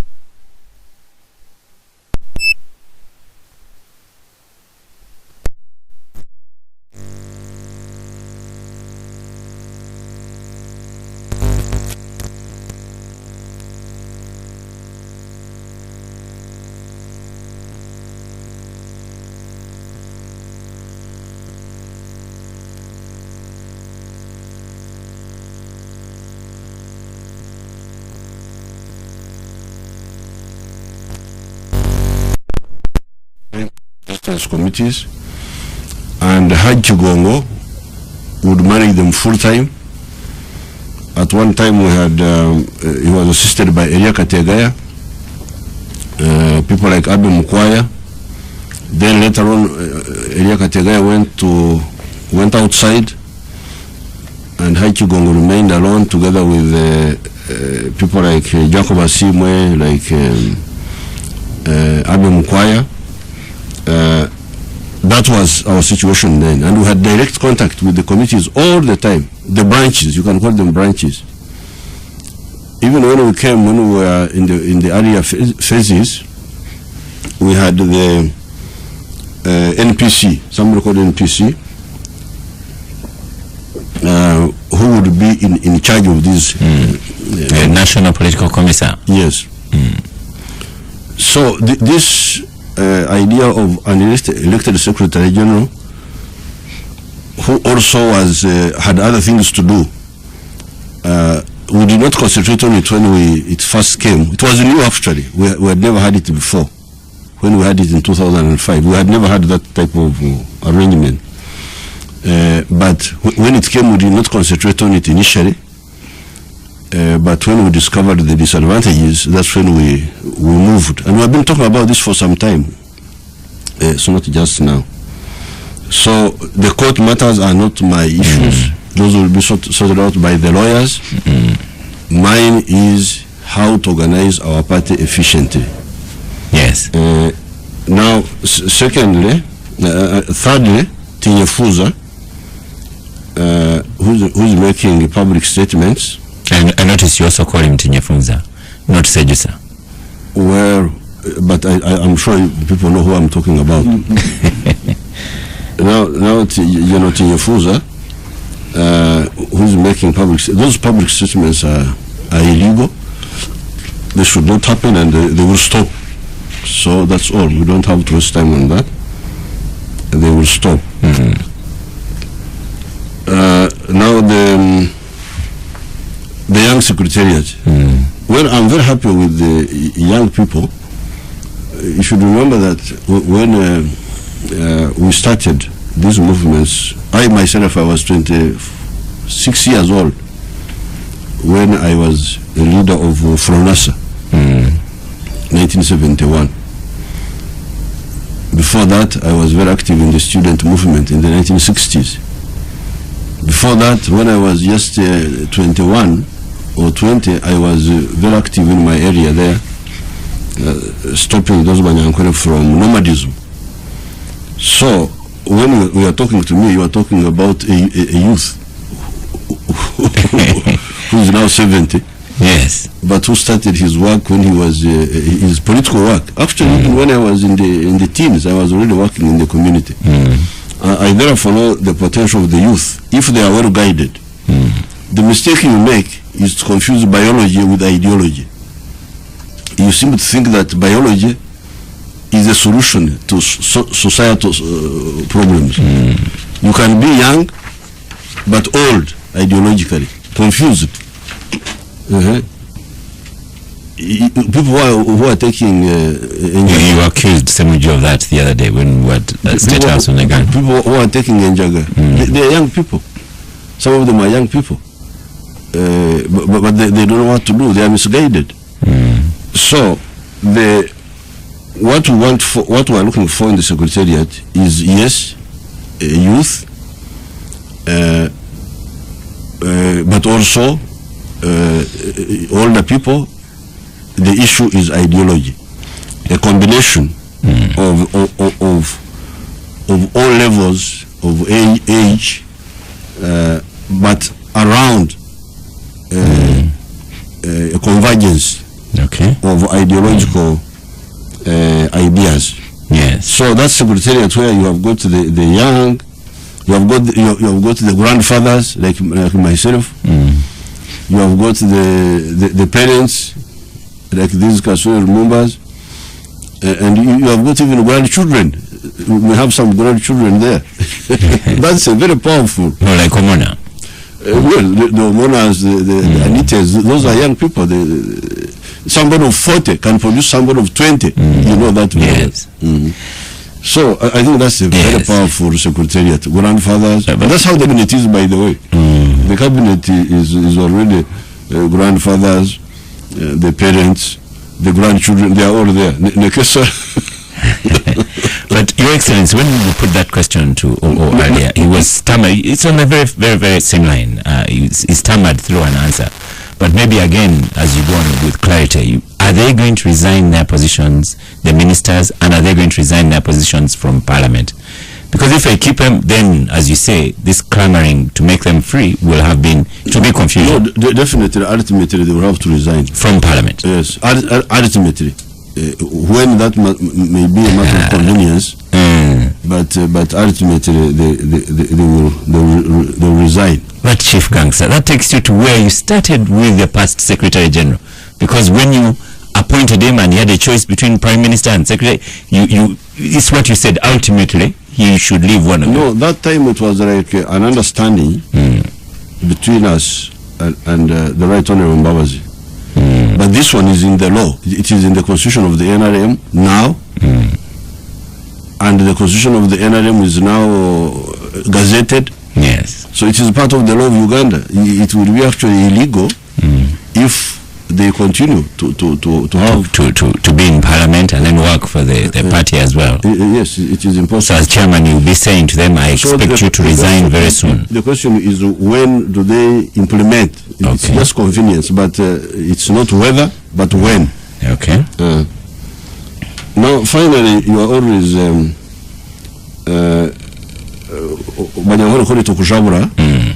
people are fond of dishing food before it is ready. I don't know why you kujabura, you people. Are you going to stand in 2016? It is important to know, Chief Gangster. No, what is important is to work. You know, this is your problem, my young friends and also some of the other Ugandans. When we were fighting, we didn't know who would even survive. The first time we discussed the question of who should take which position was on the we captured Kampala on the 26th of January 1986, and the following morning, 27th, we met in Rubiri, and the question was, what do we do now? So my advice to you people, and this is really serious advice, and I'm glad I am here. That's why I like to come and talk to you directly, so that you hear my advice. And this advice is from somebody who knows what he's talking about. If you get an assignment, please do it. Do it. Don't say, what will I be tomorrow? What will I plan? No. Do your assignment. Do it well. When the time comes for something else, people will sit down, those concerned, and say, what do we do? Now, instead of people doing their assignment, they are busy dreaming, planning, scheming. That's not a good idea. Such people don't succeed. I have seen many. So I cannot be part of that indiscipline. To go here, start disturbing Ugandans. They have got enough problems to solve, school fees, what have you. I want this, I want this, I want this. I'm already given an assignment. Let me do it. When the time comes, we shall sit, the people who are concerned will sit without campaign, without pressures, without scheming, and say, what do we do next? Okay, Chief Gangster, Your Excellency, I'm still going to squeeze you a little bit further on this one. And it is also, yes. I'm not even sure that it is even legal. I'm not. No, it isn't. It isn't legal. No, you can say you wish to stand. It is not illegal. Because when you start saying, I want to stand. Stand in which election? The commission has not announced. Your Excellency, Chief Gangster, let me take another angle to this one. It may not be illegal, but certainly it is indecent. Let me take another angle to this one, Chief Gangster. You say when you came in Lubiri, then you said, now what? That is equally indiscipline. Because 2016 is 1 year away. Some people are very well disciplined. They even know what they want to do in 2018. So the discipline is to say that you will offer for yourself and that you will address the matter later. No, but then on the issue of services, and I have a message here. Take services, for example. For me personally, I'm also fed up with the politicking, especially since, Your Excellency, you have not yet looked at Chigo Road, and those people are saying to me, you are sharing studios with the president, talk about services. But I have Frank Bogere here on Facebook. He says, Happy New Year, gangsters. Please ask Mr. President that we don't want politics in 2015 to hamper service delivery, as everyone will be thinking about re-election. The whole year shouldn't be wasted talking about politics, but rather ensuring that the public gets the services they deserve from government. But President, everyone talks about politics. Even our OO here talks about politics. Yet I want my road fixed. I want other things done, not politics. When Besigye walked to Kampala to get the services, he was stopped from walking. He claims he wasn't politicking. Now, I have not conspired with Bogere. No. Bogere is saying exactly what I was telling you. But the reality is telling you that you people, you are really inconsiderate. Our people are busy struggling with life, with school fees, with all those things you are talking about. Yes. Now, instead of concentrating on those where you have an opportunity, in case you have an opportunity, but even if you didn't have, even in your private capacity, you could help. Instead of doing that, you are busy planning. What will I be? What will I be? What will I be? I want to be this. I want to be this. This is very wrong. It is wrong. It is indecent. It is not our way of working. As freedom fighters, if we are talking like that, actually we would even be maybe even cowards. Because if my plan is to say, we are in Ruero, we are fighting, but my plan is to be president. That means I will have to avoid risks so that I survive. So it is totally, it's a subversive, it's a wrong way of working. So please don't involve me in that. That I should disturb Ugandans with matters of tomorrow when we have got serious issues of today which need to be addressed. By handling the ones of today, when tomorrow comes, the Ugandans are there, the parties are there. Like in our case, we have our central committee, we have the national conference. Those people will come and say, okay, we have done this in the last 5 years, what do we do now? So I would advise you really to stop that anarchy of every day being election day. That's not good. That's what that man is saying. Frank Bogere on Facebook. Okay, Chief Gangster, thank you so much. After the break, Ssemujju, I'm going to take you on. You see, when you ask the president, are you going to offer yourself again for office? When you ask him, are you also useful in the secretariat? He doesn't answer it in the way you'd like him to answer. But then he seems most reasonable. Let's have you after the break. The Capital Gang on 91.3 Capital FM. The Capital Gang on 91.3 Capital FM. Welcome back from the break. It is a quiet break, unlike the ones you are used to. Ofwono, I haven't put him in the fridge yet, but he doesn't even scratch himself. No, but when a general is here, he has nothing to say.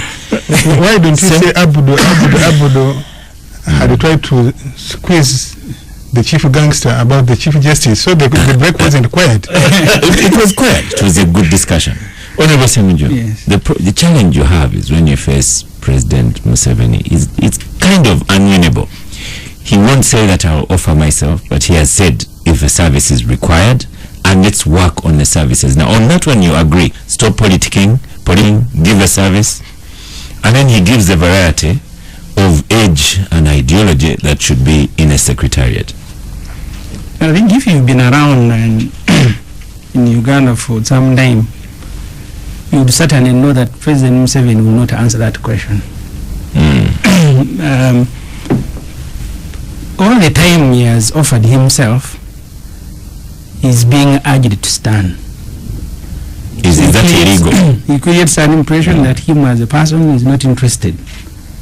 But people are urging him to stand. And that's why in many NRM meetings, where the process of him becoming a candidate starts with some resolution of Anite and Omona urging His Excellency to stand. And that's how he has gone against his own word. Because if you read his manifesto, I think the one of 2001, at least in more than 4 pages where he said, I am not coming back. And eventually he was urged. So you are right to say he's one of the cleverest men we have in this country. But the point is, and the president said it in his book, what are Africa's problems? If we don't sort out politics, governance, you will not stop discussing it. Because let me tell you, Oscar, the president, when he came here and captured power, 1986, Uganda was the project.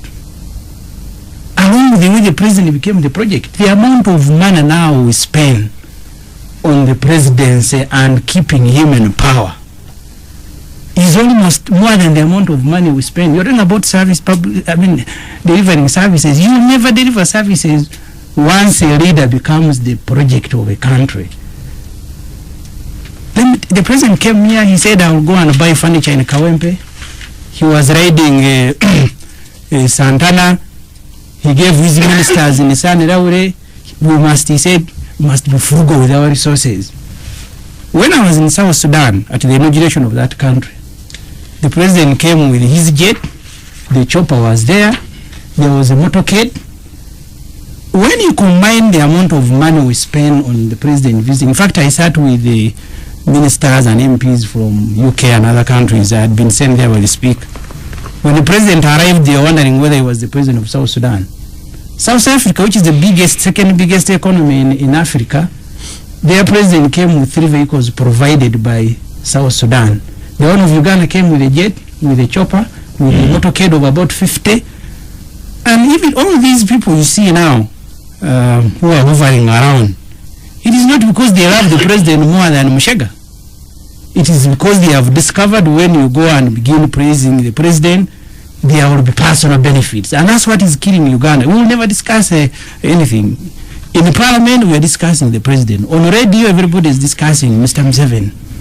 And it is only him who can stop this discussion. When the president put Uganda at the center of the discussion, the time when he was still, because he's also been around, ideologically charged, and I use that word, ideologically charged, I meant it. He said, now we will no longer buy your thing. We will bring you maize, you give us ammunition, you give us this and that. And you think he's changed from that? I said when he was ideologically charged. And you think he's changed? The environment has changed him. He's not a socialist that we had when he captured power. He's now a capitalist. Has the environment changed you? You drive a Prado, your wife drives a car. It was because of the limited resources. But once personally I get money, I will go and buy the most expensive vehicle, me as a person. So therefore, the point I am making, you will never get an answer from President Museveni whether you will stand. Okay. Because now it will be like he wants, and always he wants to create an impression he doesn't want, is being urged by Anite, by so and so. And you also have to check on board that they are urging, because if you asked really, even in his sleep, he would say he wants Museveni to is urging his colleagues with whom they fought to come and liberate Uganda, they all have been asking him not to continue standing. Okay. Who is asking him? When the president came here, Nekesa, Omona, Anite, some of them were not even born. He came here when I was 12 years old. So therefore the point, Oscar, if you can allow me just one more second. Yes. First of all, that answer you will not get. But secondly, you cannot discuss service delivery without discussing President Museveni. Okay. Let me tell you one thing as I finish. The president this year in Parliament, because he's the Minister of Finance, he allocated the State House 200 billion shilling. 80 billion shilling is for him to donate. The one who is responsible for roads, for hospital, he also has money to go and giving around. That's why the other day I think some optimists outsmarted him. They made him carry a sack of money, and that was bizarre in the history of this country, to make a head of state carry money, and I know he will never repeat it. I wouldn't mind it. But then one month down the road, I saw him lining people in the State House, and they were receiving boxes of money. The work of now Brigadier Naroiso in the State House is distribution of money. I think the president, when he goes back to the time Binaisa was there, he must be angry with himself that actually he has surpassed Binaisa. State House was never a vote. It was a department under President's office. It now receives money. You have let me tell you, the day President Museveni will do this country a favor and stop promoting himself as a project, all of us will be celebrating, and I think I will need the choir to go and sing for him. Okay. Abdul, the president, as he did the other time, has the high ideal. He says he wants service delivery, leave the politicking. Ssemujju says without the politicking, service delivery will not happen.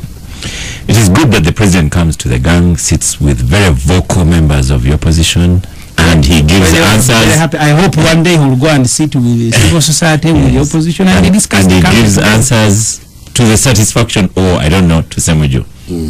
Abdul Katuntu. Well, by the way, I pick up on these things. Ssemujju has said about President Museveni. By the way, I'm very happy with him. Let's record that one. My producer, Kidan, is going to record that one. We'll play it. Yes, Abdul Katuntu. Honorable Abdul Katuntu. Well, I think there is a difference between politics and politicking, in my view. You cannot divorce politics from service delivery. It is actually the politics that delivers service to the people.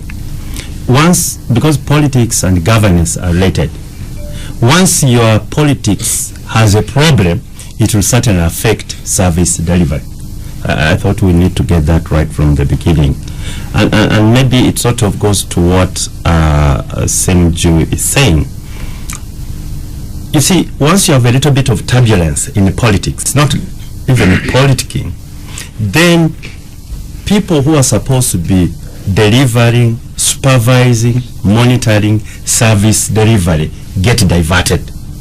And what the period which we have just come through the last 6 or so months shows this. You know, you get members of parliament, instead of doing what they are supposed to be doing, they are busy, doing politicking in our country. Then you get a cabinet subcommittee.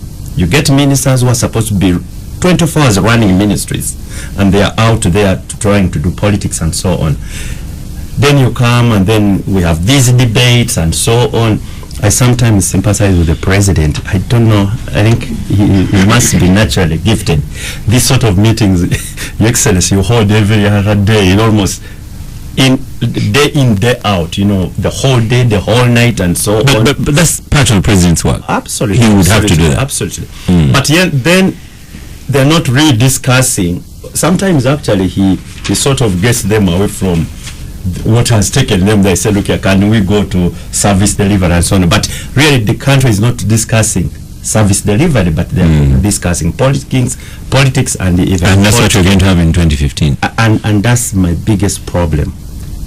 2015 is gone so much, into high gear. Really, almost maybe even 1.5 years before the elections.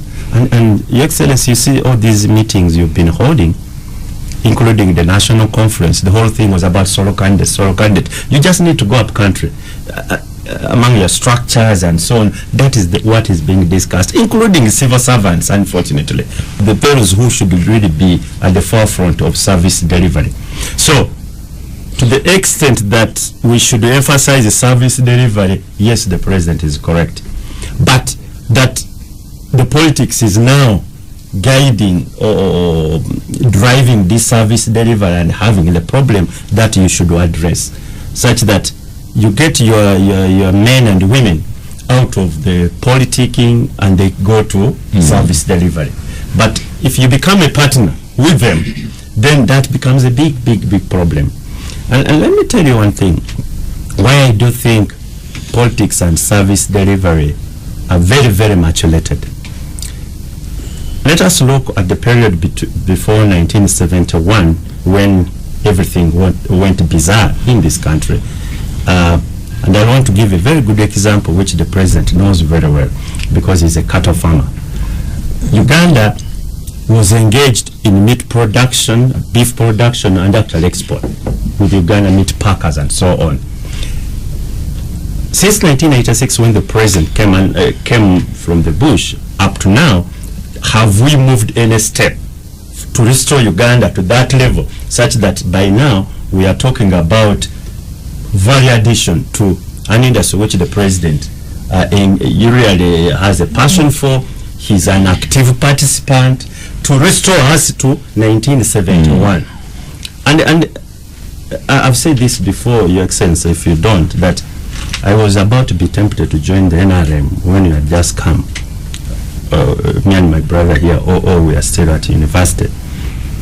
Because we were convinced by some of your cadres, and I would mention them, Kale, Vesije, Amanya Mushega, Kahinda, Victor Buana, there was this Oriamaza.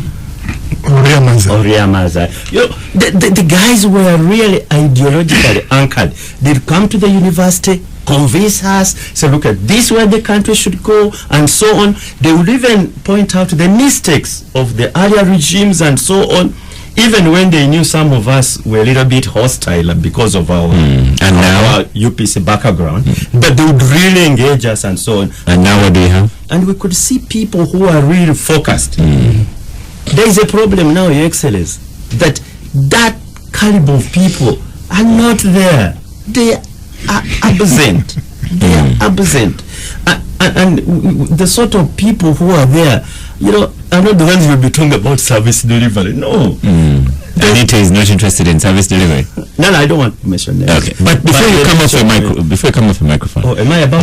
Yes. I saw No. Before you come off, Abdul Katuntu had a bet with our chief gangster the last time he was on Gang, and you're saying the delegates conference is going to have turbulence. They will not achieve that high ideological point that he wished for which he wished, and he's going to put to you that it was very successful. The new secretariat was appointed and went through very well. They won it. That's true, but let me say this. I will talk about the NRM to the extent that I'm talking about Uganda. It's like somebody's wedding. If somebody says he had a very good bride, but he didn't want anybody to take a picture of that bride, why should I be bothered? It is his wedding. It's not my wedding. So I'm not so much interested about the NRM, what goes on. So, but why, only to the extent that they affect my country, and the decision will affect my country. That's where I'm very much interested, and I make my own contribution that, this is not correct. For example, if they have their manipulation, the democratic tendencies and so on, I want to let them have their own party. That's their problem. However, issues like I've been trying to emphasize about service delivery, because that really defines a little bit of my difference with the current regime.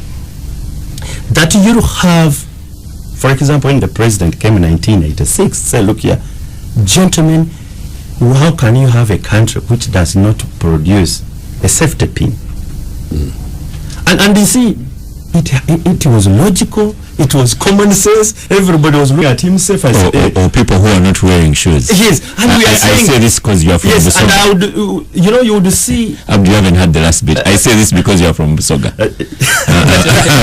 I'm being diplomatic here. No. I think that is on the lighter side. So, and you could see a leader who, to use the president's word, who had a vision, who would like to move a society from pre to some either he says middle economy within 20 years. Here we are in Excellency that you're a cattle farmer, you can't add value to your cattle, that even the toothpick we are having today is imported, that we can't make paper, this paper, which should be made out of rubbish, out of wood, waste wood, and we can't make it.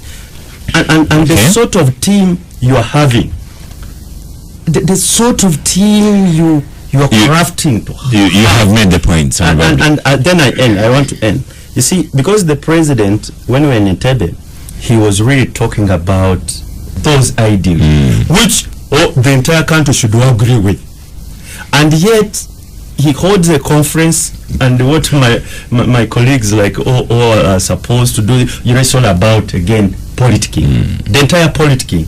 Then you achieve what the objective of the conference was, but the real substance which should have been discussed were actually absent. Okay.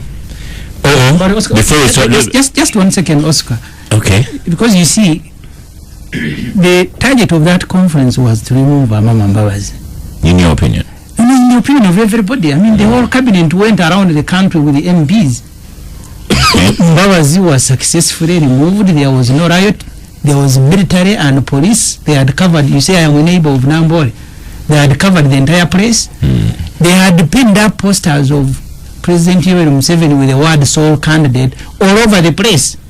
So therefore, if you're not talking about Well, he politics, participated one after another. I don't know if the president in the future will have to stop them. He wants us to discuss. I know when a general is in the house, you don't have a lot to say, but let me be generous and give you your 2 minutes. Well, And the focus here is, you see, when the president comes here, he has ideal society, higher order skills. Let us look at the ideology, stop politicking, and he has said it must stop. Let us look at service delivery.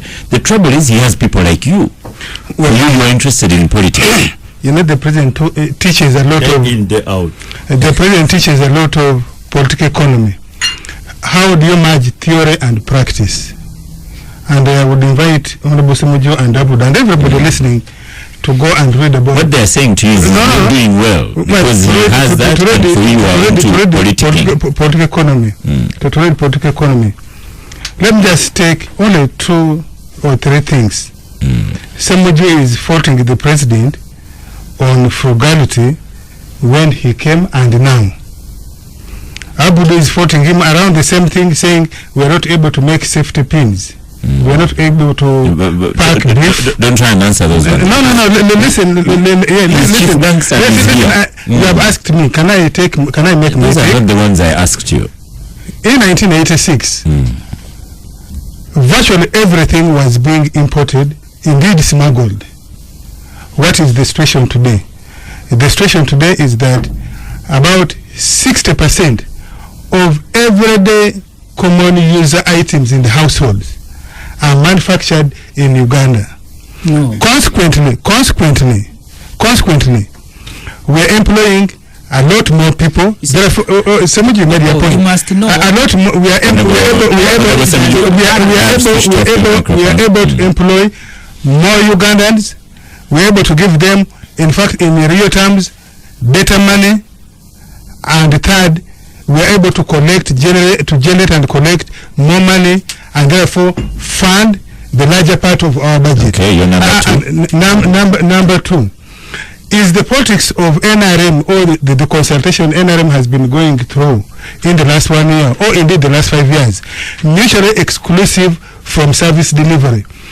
Is the service delivery level, is it going down or going upwards?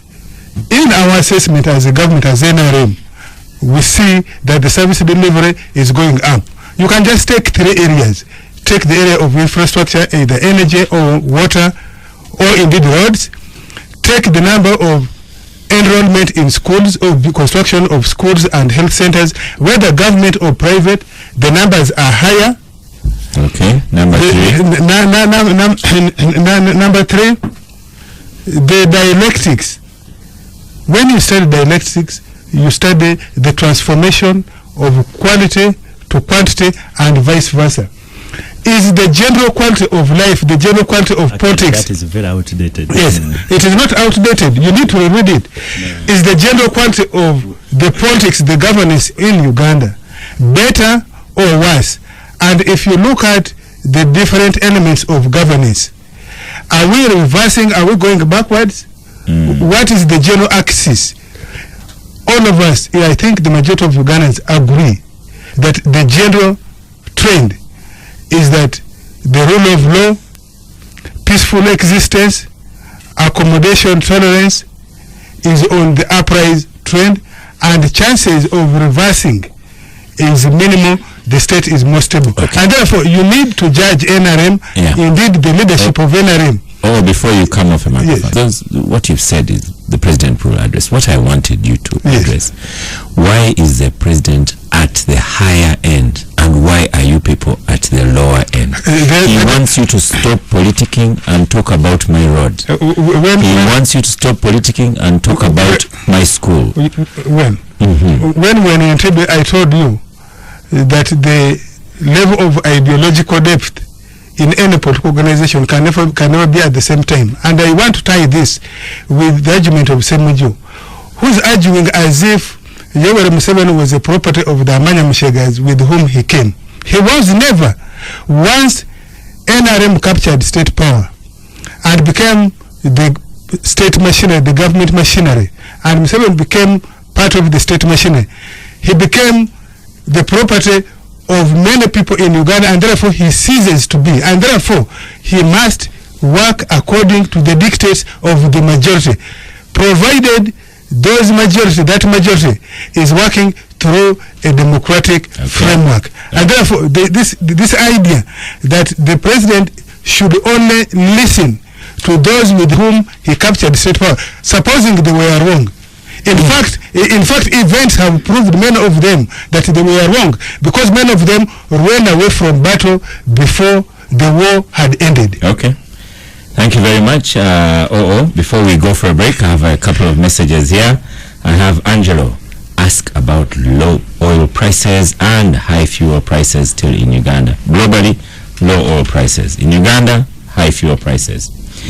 Second, Uganda plans a refinery. Is that the answer to cheaper fuel for running the economy? How will we finance the refinery now that investors are hedging their bets with oil under $65 per barrel?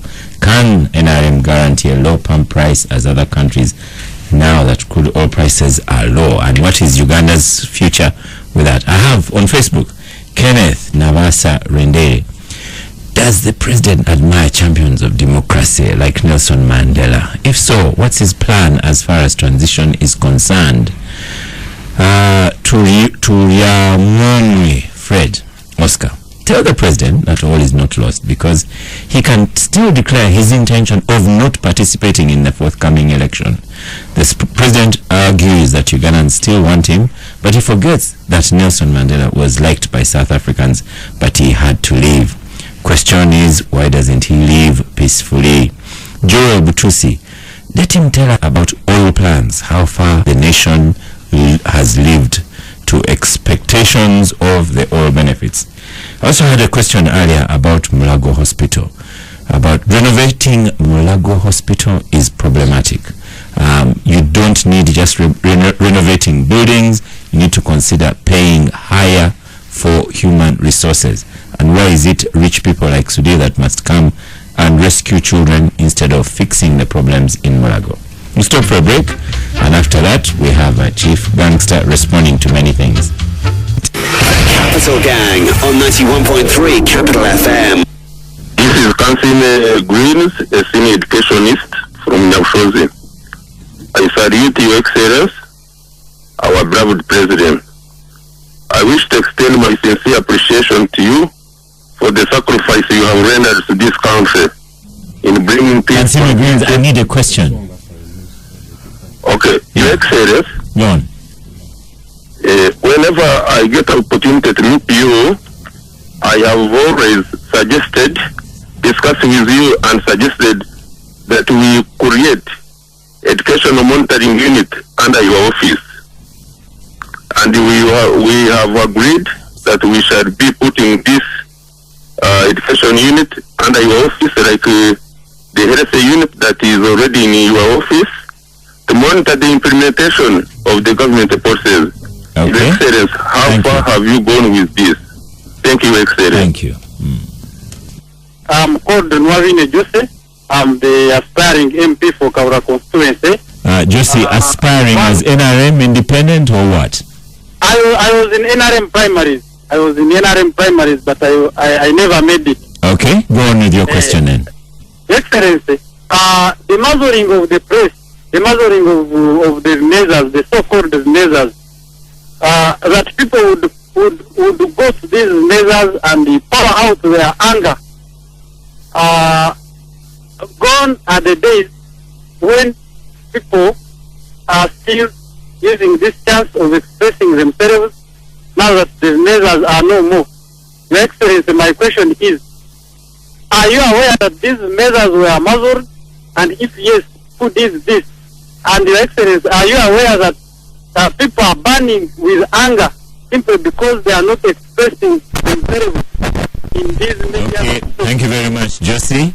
The President has surely listened. Thank you. There you go. Callers to the chief gangster, and you have responses to make here. Interestingly, Josie Nobin is NRM, and then he talks about people are burning with anger. Well, I thank you very much. You have raised very many points. I have recorded 20 points. I don't know whether I can answer all of them. But let me start with the one of not making a pin. Because I think that's a safety pin. A safety pin. I think that's a very important one. I was using that expression to mean the low level of industrialization in Africa. And we have been working on this. First of all, we had to work on peace because you could not deal with one without dealing with the other. We had to work on peace, and that's what we have achieved.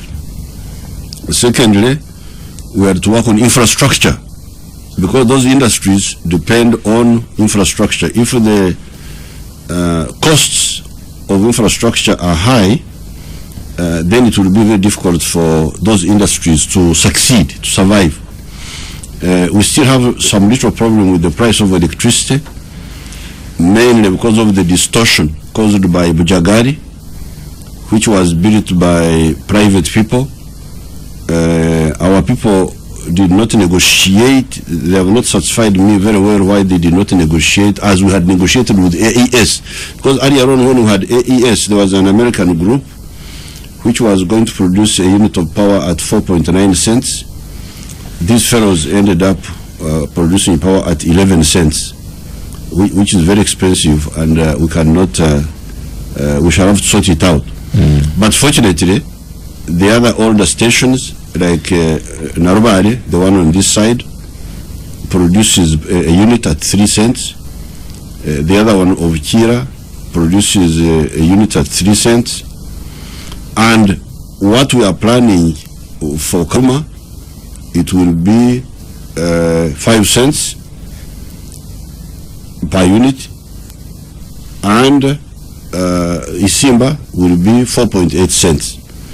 So when I asked Kabagambe Karisa why this mistake of why did they not maintain the policy, the price level of AES, which was negotiated with AES, which was 4.9 cents, he told me that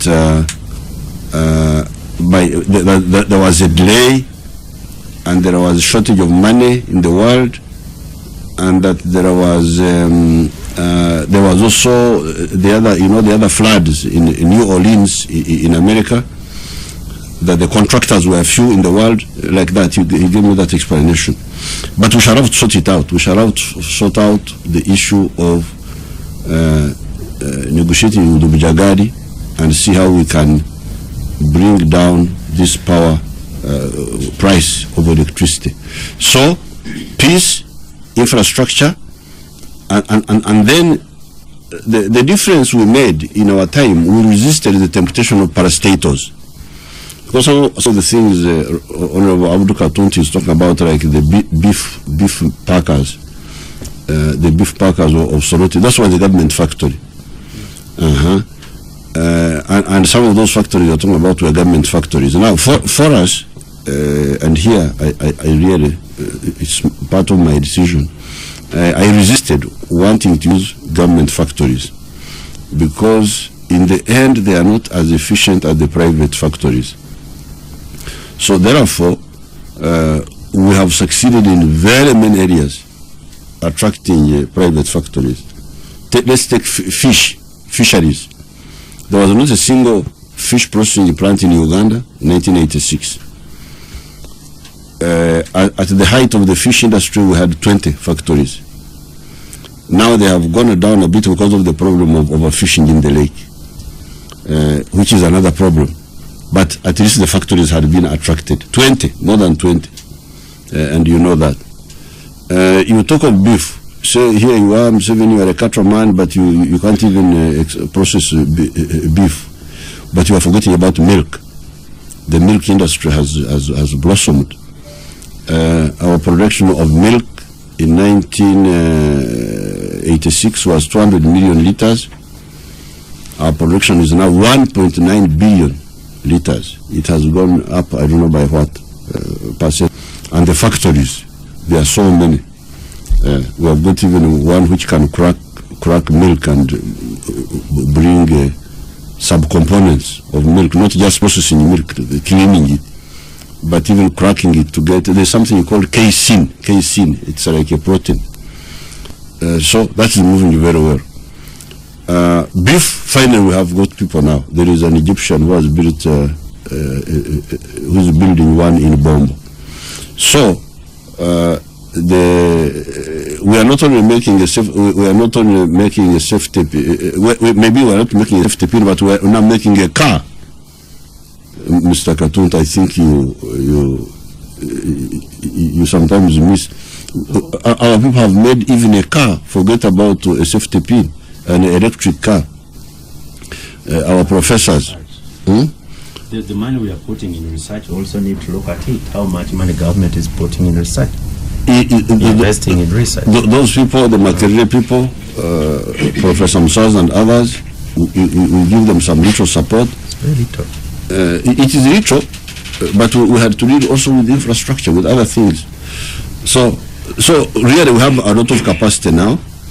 Those professors, they have a lot of capacity. They have made the prototype car for electric car. They can make minibuses. They can make even bigger vehicles.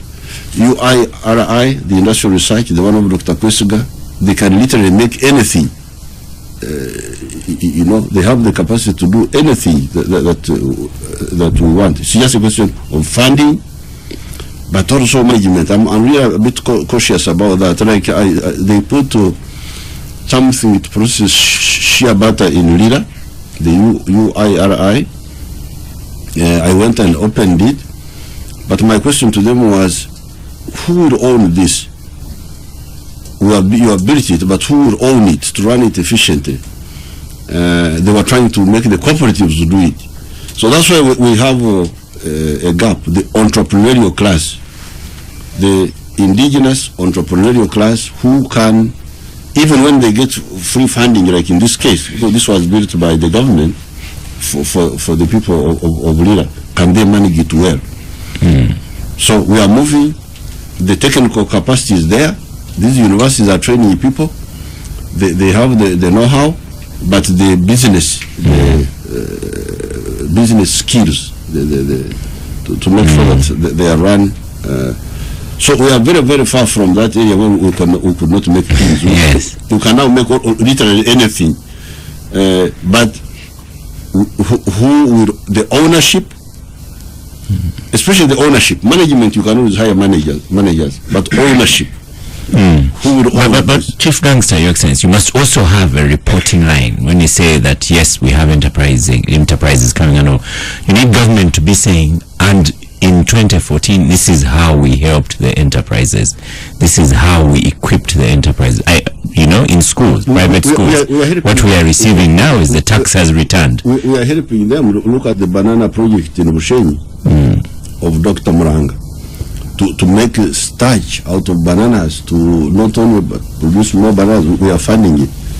But we have got an innovation fund. He knows about it. Innovation fund. We are funding the food technology department at Makere. We are the ones who started it. It was not there. But in schools we are fighting. The tax has returned. The teachers pay. The union. It is now a constant fight. Which fight now? They are giving ultimatums now to the Minister of Education that we need our pay to come back. So if you have a majority of schooling in Uganda, for example,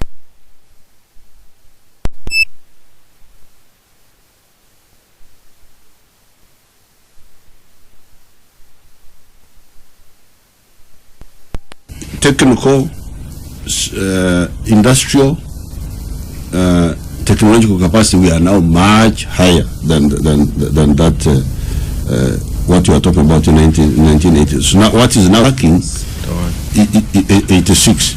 When I was writing those articles. But what is lacking now is the ownership. You see, there are two ways. In fact, I've been thinking about it. When you hear the Soviet Union, you hear these MiGs. When you hear a MiG, those were names of people. Mikoyan Gurevich. So like you say, Katuntu and my son there, what? Ssemujju. So you could say Kase. You make something. So this Mikoyan Gurevich, these were the designers who made that aircraft. So I have actually been looking at that. If we don't have a strong private sector and discipline, the problem of Ugandans is indiscipline, spending too much, spendthrifts, extravagance.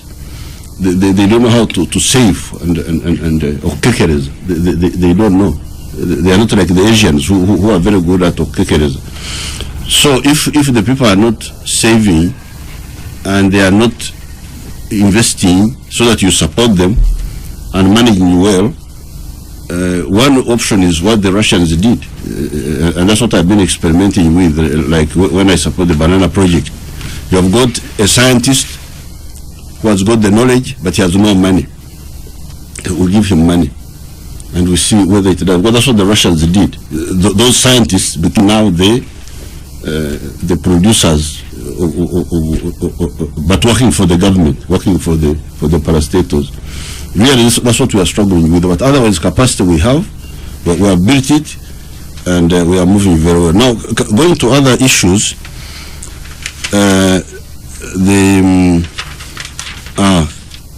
Museveni goes with a big convoy. Well, Uganda happens to be in the midst of a turbulent area. I don't know whether Ssemujju Ibrahim has ever joined the Tabliks. Some people are trying to bring terrorism here. I am a Tablik. You are a Tablik? Yes. Well, I hope you are not linked to the other man. What is his name? Jamir Mukuru. So, we are living in a turbulent part of Africa, and we have to take measures against terrorism. And for that one, I can walk, I have no problem, I can sleep anywhere. But when it comes to anti-terrorism measures, sorry, we have no apologies to say that we secure the president of Uganda so that we do our work. And Uganda has been in the front line of fighting those terrorists.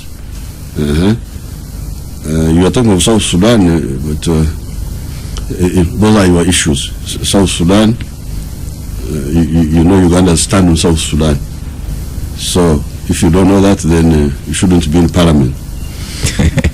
Now, he talks about the extravagance and big expenditure by State House, and it claims you were frugal. You were talking about the convoy. I came with the convoy.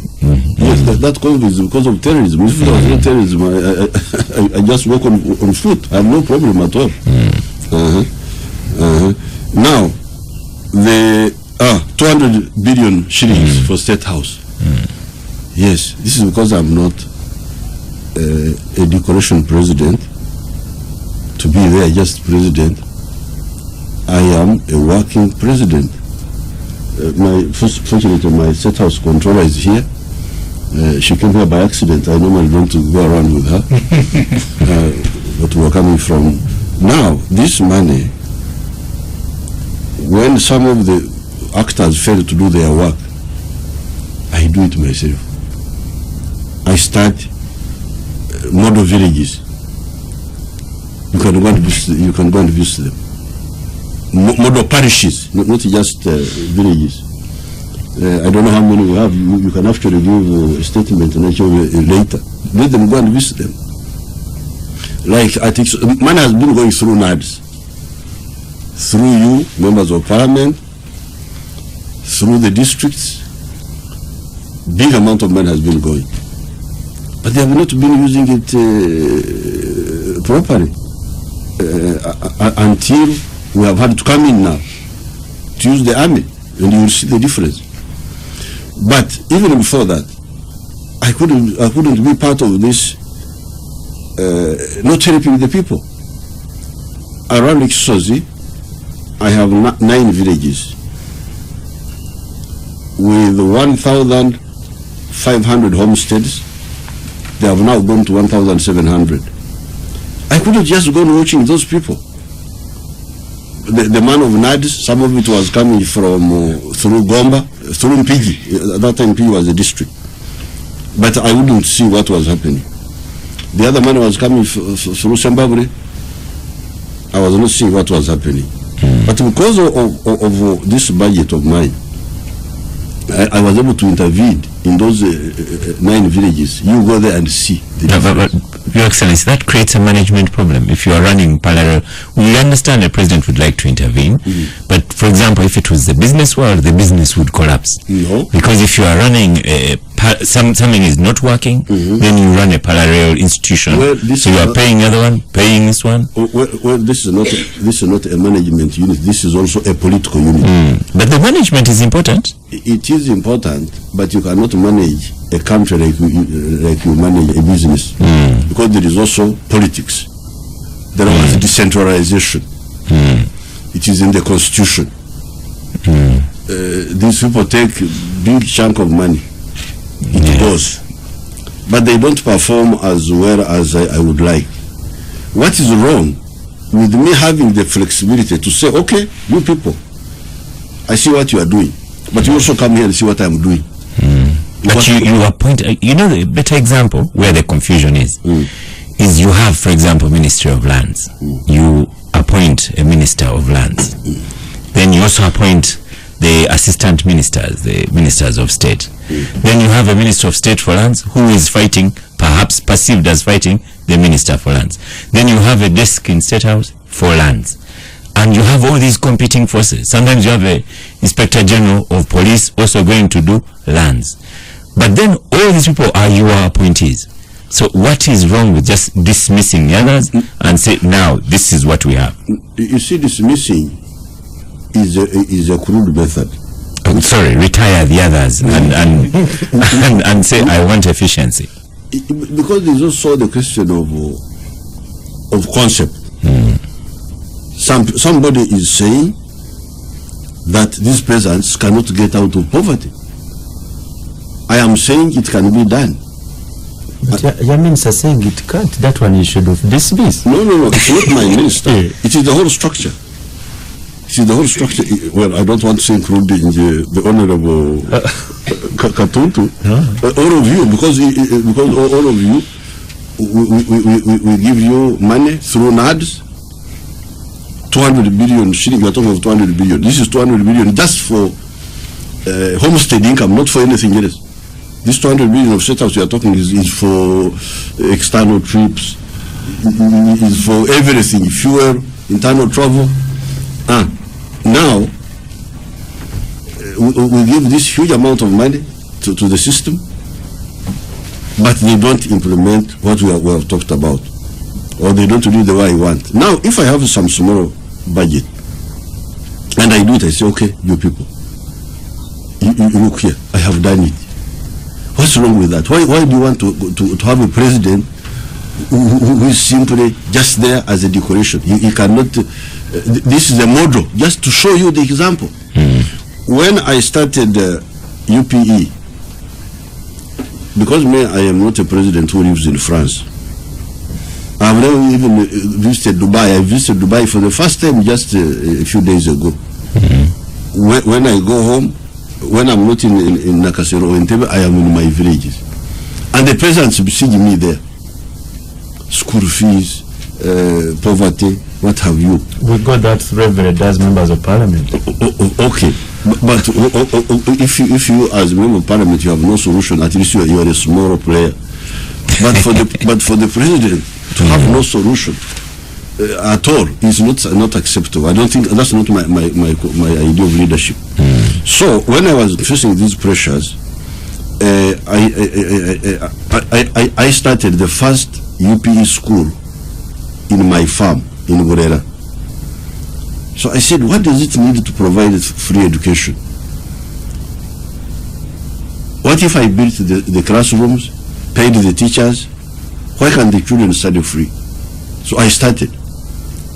Using part of this budget, I built a primary school.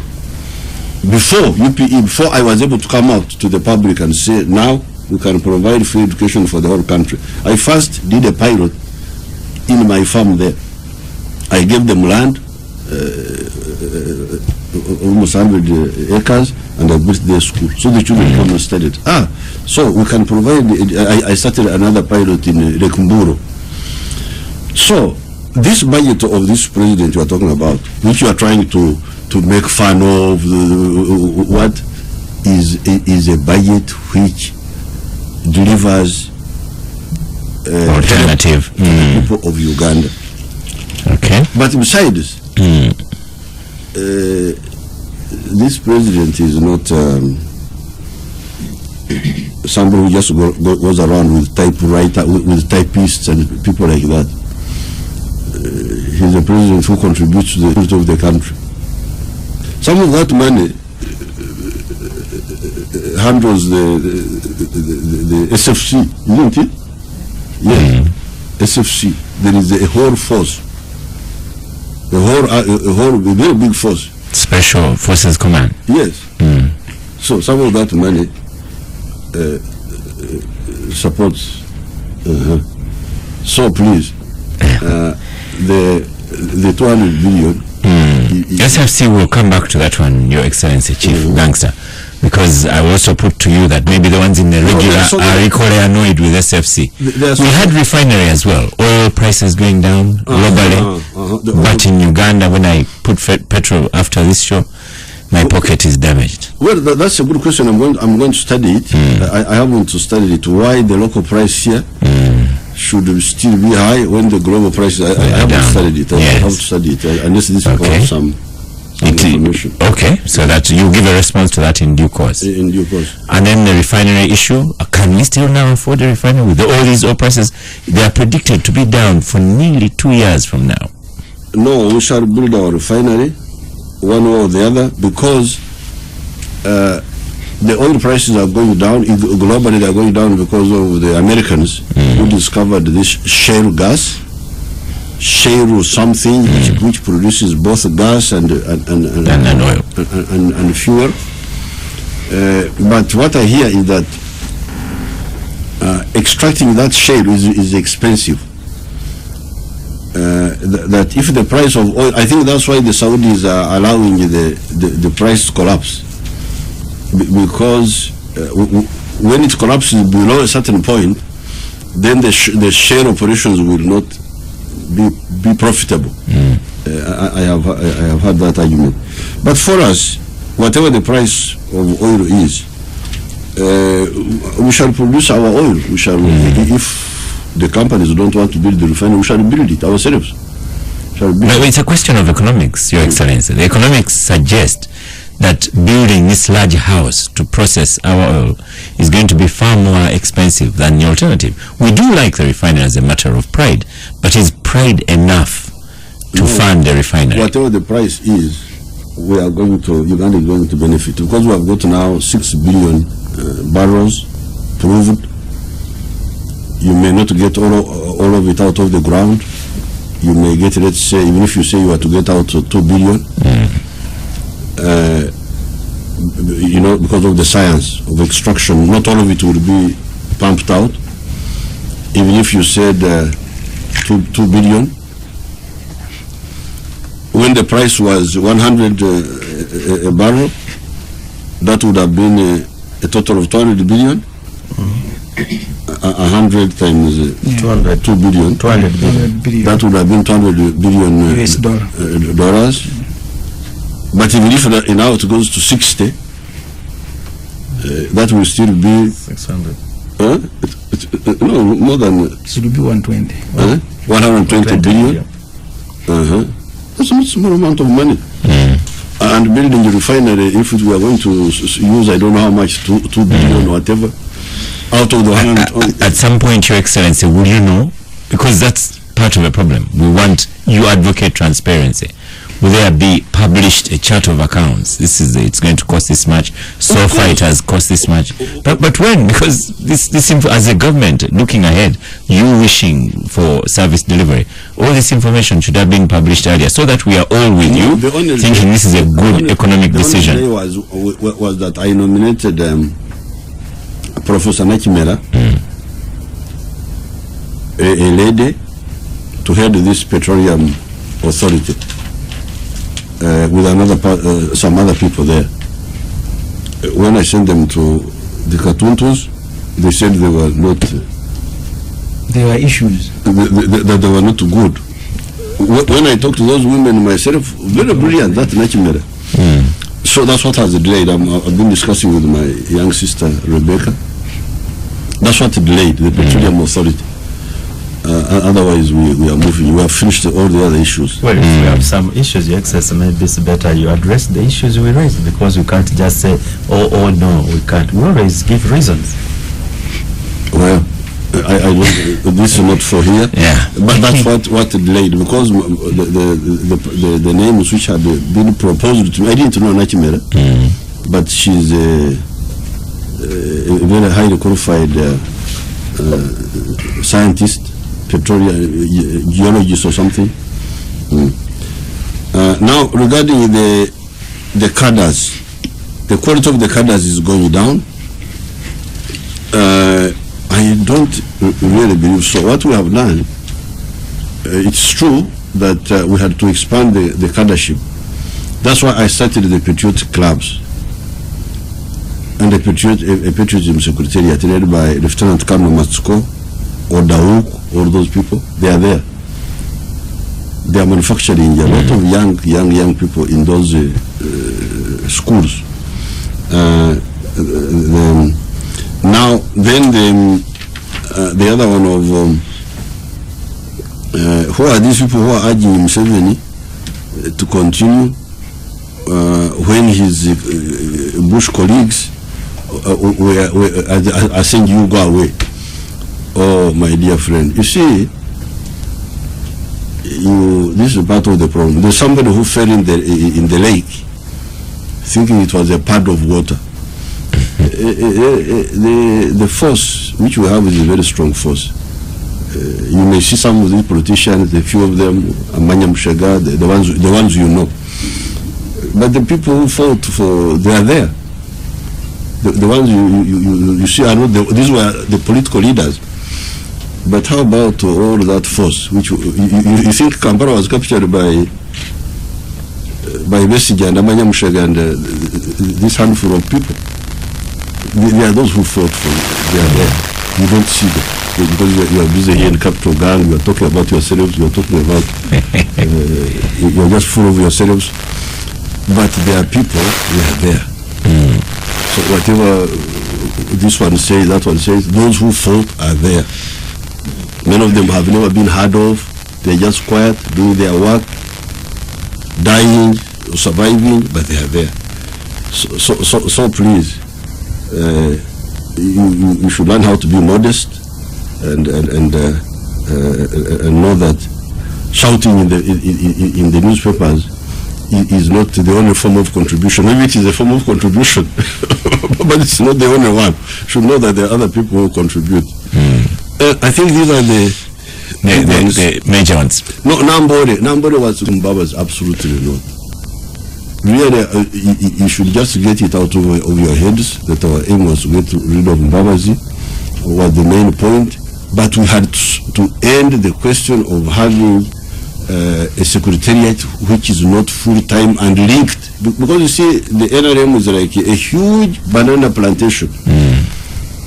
Somebody cultivates a huge banana plantation. You can imagine there are 57,000 villages in Uganda. No. 57,000 plus.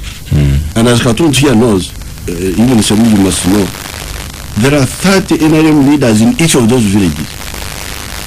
The 30. The official 30. The official 30. These are just the leaders without talking about the members. Now, to not connect with these people actively is a crime. That was your view. Remember, after the election of 2001, I think, you told the SEC that you needed 11 billion shillings to run those structures, and you said they should not be functioning until the time of election. That was your own proposal. Why? Why should I say that? Why should I say? Why should they not be functioning? You said you needed 11 billion shillings to make those structures function. I can't remember that. But why would they be there and then not function? So the Secretariat is supposed to be addressing these very things? Yes, just even if you don't have money. You know, when we were in the conference, I gave them the example of St. Paul. St. Paul was a very good mobilizer. He had no money, but he was writing letters. You have read them to the Galatians. To this day. Communicate with them, even in writing, even letters. Okay. Yeah, but President, sorry, I didn't want to disturb the flow of your argument. But the politics that you have built, and I want to accuse you because you can put a stop on it, you alone. Every single meeting of NRM, can you imagine the number you are even giving MPs money? 500,000 members of parliament to come and attend their own meeting. These structures of parties, you know about of NRM, wherever they are, if you don't send money, it will be chaos. Okay. And that's why they are not functioning. Even if you have a full-time secretariat, people now associate with you their values are changed. This is a very generous president, there is money to get. Okay. And that's why the other day they were arresting Kawesi Naura when he was the youth, when he was the treasurer of NRM. Here they were lynching him until military police had to go there. Because every meeting of NRM now is a meeting to get money. Can you imagine in Nambole, even the wheelchair you had provided for people who are disabled, they took the wheelchair. Said this is NRM thing, we must go. When we had them in the meet, I was still a student, they took our blankets and spoon and fork.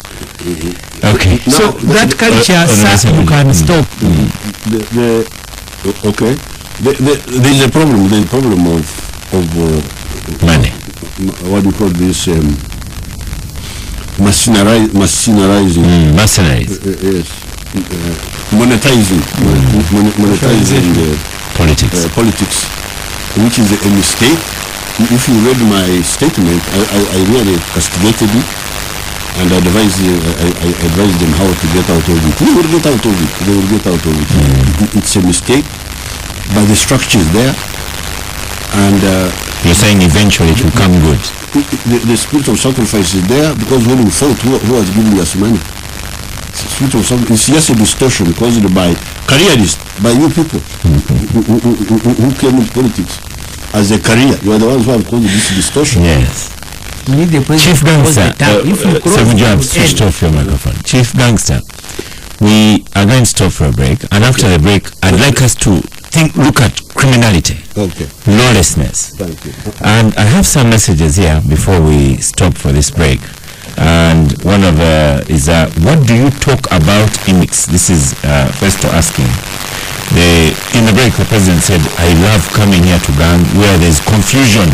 And with all this confusion, you people, you are confused, talking about yourself, and I smash the confusion. So he says every now and then, he will come and smash the confusion. Then I also have here, instead of fighting this younger generation, we need to guide and sit behind as they consult us. That's Kisesi Robert in Mbale. Kisesi Robert is also in contention for listener number 1 for 2014. Simon Tubahimuka, Happy New Year, Mzee and the Gangsters. NRM has numbers in Parliament. Why not remove age limit to allow our golden goose, President Museveni, to continue leading? I had another message here. It said, why do government officials paint a picture that everything is rosy and it is at the gang where the president will listen to things that are not so rosy? But my best message so far is The Capital Gang is the best talk show in Uganda, and Oscar is the best moderator in Uganda. You make my, let me read the message. You make my Saturdays. And this one is from Immature Moses in Bukidia. Let's stop for a break. The Capital Gang on 91.3 Capital FM. Capital Gang on 91.3 Capital FM. Welcome back from the break. Abdul, Katuntu, Honorable Ssemujju were laughing, thinking the past message was from Mrs. Semayams, okay, or from some teachers at Taiba. I have another one from Teja Simwe, who is also in the rankings for listener number 1 for 2014. By the way, the listener number 1, when we choose at the end of the show, we shall invite them to receive Capital Radio goodies. But Teja Simwe says, today's show is the best ever in the history of Capital Gang. How is that? And then Mwawina says, the president has still not answered my question on the measures. But Chief Gangster, as you come on and also answering on the measures and public anger, the issue of criminality, before you came in, it was one of our topics and we discussed it. In a week alone, we've had 2 Muslim clerics dead very brutally. A businessman earlier was killed brutally. I gave an example in my village. A young driver a car was stolen from him, dumped in the bushes, in the marshes. We had a woman killed a couple of months ago. In Goraja, where I work, there was a time, I think it was September, there was a killing spree. The times, whereas we might be doing well on both security, but the lawlessness is rising. Your Excellency. Oscar, I mean, as the president comes on the same point. Yes. The president did ask, and I took that very serious. He says, are you talking? I think that's a very big statement that the president will need to explain. Because if you ask, are you tabligh, and then you ask, are you linked? Because that endangers all the tablighs in the country. And moreover, the people you are mentioning now. He had said earlier that the tablighs in that time, well, so no, I to be fair, you want him to he ask. said, are you linked to Jamil Mukuru? So when the president asked me, first of all, me, I am a tabligh. We have had our leaders killed, and the president is linking tablighs to terrorism. Because he asked that and immediately went to terrorism. So I will really want to my security to be assured when we discussed it earlier, but when we discussed it earlier, we also commented on General Kayura talked about ADF. Ssemujju is right this time. We need to record these things. But just one of the few times he has made a correct point. It is true that when the Tabligh movement started, it was misunderstood. But as time went on, it became clear that some of the Tabligh were with Jamil Mukuru and others were not. So that one is not a problem. And I have not heard that Ssemujju, for all his weaknesses, that he's part of the, because otherwise I would have arrested him long ago. For all his weaknesses. But coming back to the question of crime, I'm really very annoyed and by these killings. But we should fit them. We should fit them because we had actually not concentrated so much on this small crime. We were concentrating on terrorism, cattle rustling, which we have defeated. And we had not invested as much. As I said in my address, the police are doing a good job, but they are using old methods. There are some old police methods which they are using, which bring results. But there are more modern means which can help us. One of them is what we did recently, is the ID project. That computerized ID, that helps a lot to fighting crime. But there are two other systems, as I said in my radio address on the new year. One of them is the cameras. This is in order to expedite the investigations. Using the old police methods, we shall always find out. But it takes longer. you go by clues, you know, like for instance, the one who killed Muaya. Those two people on the motorcycle who killed Muaya. They came on a motorcycle. Muaya was a man of the people. He had no bodyguarding, you know, nothing, just there. He was sitting on the veranda of his house at night. I think it was like 9. Sitting in the veranda of his house. These people came as if they were going to greet him. And shot him. And shot him. Now, they didn't know that somebody was seeing them. They thought he was alone. So of course the one who saw them didn't know exactly who they were, so we shall have to work on that, you know, how tall were they, how, you know, it's a long investigation, a long investigative, analytical. But for instance, especially in the towns, if you had like cameras, straight away you would see the you know, maybe not even if he's covering his face or what, but you would see the it would make the investigation much quicker. So we are going to really now address crime the way we addressed terrorism, the way we addressed cattle rustling. We are now going to address the criminality. The accusation you have, Your Excellency, Chief Gangster, at least for the towns. Yes. At least for the towns, because even the other man who killed the sheikh who was in the town, the one who was coming out again from like a mosque, he was coming from a mosque. Again, you know, all these are missed opportunities if there were cameras there. So public institutions. You see, streets, public institutions. Your Excellency, the way to put it, we had not invested in that because you know so many priorities and so on. And it was not so much pressure. We had not concentrated on it as a big problem. But now that it is a problem, we are going to invest and deal with it. Because police needs to gain the public's confidence that they will be able to investigate something. In London, you remember when somebody came and planted a bomb in the underground train. This was some years ago. Somebody came and put a bomb, but the people who were in the central control very soon were able to unload. They didn't know. They were not alert that he would do it, but they went backwards and unloaded. Saw him placing the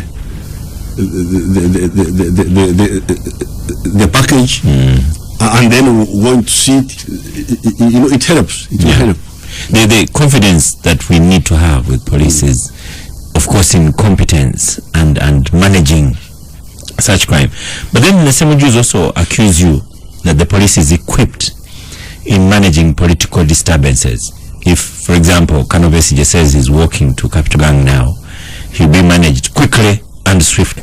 But you saw you even saw them involved in himself in the when we get to that position where even such criminality is sorted out swiftly. That's an opinion that should not come from a member of parliament. Because the member of parliament should know that riot police has nothing to do, even if there is no riot and the riot policemen are in their barracks, they will not be dealing with a crime.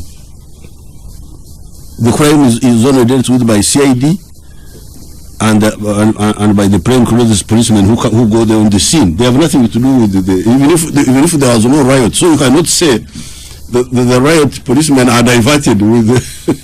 If they were not diverted, they would have. No, maybe I need to make the point. Hold on. Let the Chief Gangster finish, and then we'll do a final round of comments and finish with him. Because the police is totally specialized. If there is a crime, it is the CID who are full time on that job. If it is a riot, it will be the riot people who will be dealing with it. There is no way they can be diverted because of politics and so on and so forth. That's a different branch altogether. Abdul Katuntu, the president has ably, you remember in the break when he says, "I love coming here, find confusion all over, and I smash it." And I will occasionally return and smash one. Help me to explain to the public. To explain more. Yes. So, sorry, you hadn't responded on the public anger and Nebimeza? Yes. I don't know who stopped the measure. I have never heard of it. Who stopped it? Well, sir, this is a good time for Opondo too. While the late Honorable Basogan Sad was still alive, that was when the measures were stopped. And I think since that time we haven't made efforts. No, I think you just have Ofwono just say it the way it was. When the president ordered the closure of CBS, that order carried another order of stopping measures. I'm giving you, since that time, we haven't made any re-engagement with the radio owners, particularly outside broadcasting, which I think we should, and I think this is what the public has been asking. We lift the ban on outside broadcasting. For example, there's a club called Obligatory in the industrial area where people would go every after lunch and every Saturday and sometimes on Sunday afternoons, and then they have discussions on a number of topical issues. Outside broadcasting, not in the broadcasting. Not in the studios. Not in the studios. I think it was one way for the government to receive the actual publicly. Oh, for people to vent. That's what Marvin is saying. Yes, you can discuss their country. There is no anger that is there. Well, discussion of their country. Sometimes it will happen. Yeah, but you see, to submit like People's Parliament. It was similar really to the barazas that the government is hosting now, but except that it was broadcast live. Your Excellency? Well, I have no problem with that. I was not aware. I was not aware. I'm very grateful to Nwabine to tell me about that. Honorable Katuntu, on all the issues, we're into conclusion mode for today, and what you'd like the chief gangster to go away with from Capital Gang. First of all, I'll go public again about the question I asked last time, that this country needs a chief justice and a deputy chief justice, and I hope it becomes one of the priorities of His Excellency the President to appoint one. Your Excellency, you see, my own view, first of all, I think I'm not part of the confusion because I take some time off to think and read and interact. But I just want to look at the history of this country, that you are in the year 1971 and you look at our GDP figures, and then in all sectors, and then from 1971 to maybe 1985 you have up to 1980 you have a free fall of the economy. It's literally collapsing. You come back here in 1979-80, things don't work out, the politics doesn't work out, and then you engaged in another war, and then the things continued deteriorating until 1986 when you capture power. The reverse gear was engaged in 1971. You come in 1986 and put on gear number 1. The forward. Yes, the forward gear. And what level are we? Are we at the level of 1971, or shouldn't we be far, far better than 1971? And the reason why I say this, because I grew up as a young person in Bottle and I can tell you that then all of us used to put on in primary uniforms made in Uganda by native.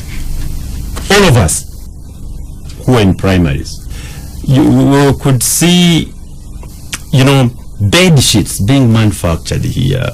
Women's clothes was being manufactured by Morocco, Nigeria. You could even look at the sort of Nigeria used to employ at its peak almost 10,000 people.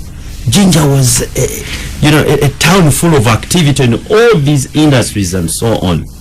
And my view is we could have made some strides that forward gear, but we have not done enough. That's my own view, honest and well considered view. Why am I saying this? Because one thing which you are happy about and which the country should be happy about, the sort of revenue we are now calling. Have we applied that revenue in a frugal manner to the extent that we have value for money? The sort of money we have collected over this time, have we invested it properly to make sure that, you know, our people, our country moves forward? You know, at one time there was a company here called Musicraft. I don't know whether or remembers it. It had started even assembling, you know, electronics here and so on. We had local entrepreneurs like Sembule.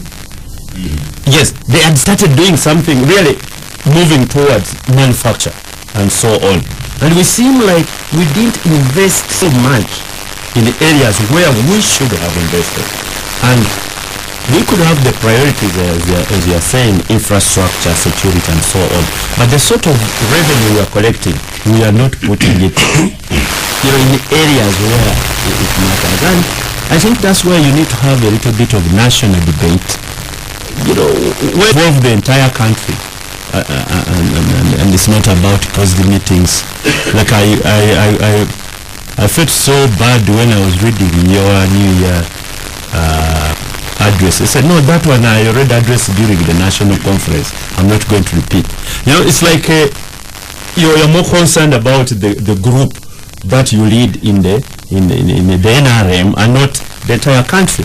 Okay. We have some great ideas, and there should be issues where we should not be thinking in a partisan way, where the country should be properly engaged and not about calling on the game of numbers or my party. Okay. Honorable Ssemujju, as you give your conclusion, again to Chief Gangster here, there was also the question of Mulago. When will you look at HR issues of Mulago and other facilities? And then we export doctors to Trinidad and Tobago perhaps, and yet we still need them here. As I have a message here from Margaret who said, as the president of the country, the national health and Mulago should be linked to you yourself. Another also said, because you said we shouldn't think ahead, should we not plan ahead? Ssemujju conclude. Yes, that's good. A laugh from the Chief Gangster. I'll make 4 very brief points. Thinking ahead and planning ahead. I'll make 4 very brief points as a way of conclusion. One is on the institution. I think it's been one of the weakest area of the president, the institutionalization of the country. The day he will depart, he will leave behind a very divided and very weak country. Remember when you were in the State House at the gang, he said not even in 50 years. The Libyans are paying, the Egyptians are paying, because all the institutions and all these crime here now, when the president set up a unit to monitor education, to monitor health, to monitor what, it is because the president has invested less in building institutions. Let me tell you, Oscar, today, President Museveni, personally, and I think General Muntu keeps making the point that as we clamor to take over government, we must not make the mistake the president has made. He is the only point of stability in the country. If the NRMs are fighting, they must look for ways. If he's in Chisozi, they will run there. If borders are fighting, they must run to him. If markets people want store, they must run to the president. The entire government is almost collapsing, and everything is going in State House, from committees on land, committees on military, on each and everything. Just imagine a day Uganda will be without Museveni. And the weaker mind think that that should be the reason for him to continue, instead of agitating that he must institutionalize such that you also need to have a rest. Okay, but stores your number 3. People in markets are running to you, borders, will groups, see those in Soga, the youth. I don't know if you ever have time to sleep. That please help us institutionalize the country, so what you have done can stay on and on. Point number 2. The level. I thought number 3. No, the number 2. And let me go to the level of production. When you came, you were distributing tractors, Tata lorries, produce for marketing, produce for this. Now the whole country is sloganeering. That was about it too. No. At least in my area, we received them, tatas and tractors. We did promote coffee, promote maize and beans. Now, all the posters in town are posters of not produced for marketing, but posters of sole candidate. As a result, the last time my committee was interacting with Bank of Uganda, on a monthly basis, we import things valued at about $500 million and then export at just about 200. Our balance of trade, our trade does not balance because of the politics, because of the investment in politics. Finally, the transition. There are amendments your cabinet is doing this and that. You need to share them with the public. We want to know what you want to do to our constitution, whether it is in the interest of you, the leader, or the leaders, or the country. But finally, I want to plead with you, Mr. President, that all what you have done, and it will be a fool to say that you have done nothing, will go to waste if we don't handle transition from Museveni to another leader together as a country and carefree. Because if every person within your group who wants to be president must be dealt with the same way you have dealt with Mbabas, you now have this group of cheerleaders who are around you. For them, the whole thing is about sole candidate. And because you go through this every day, after seeing sole candidate, they come to ask for money, and you give them. Okay. Let's handle the transition. All of us are going to be beneficiaries. More messages here before I allow half a minute, because when the governor is here, what conclusion do you have to make?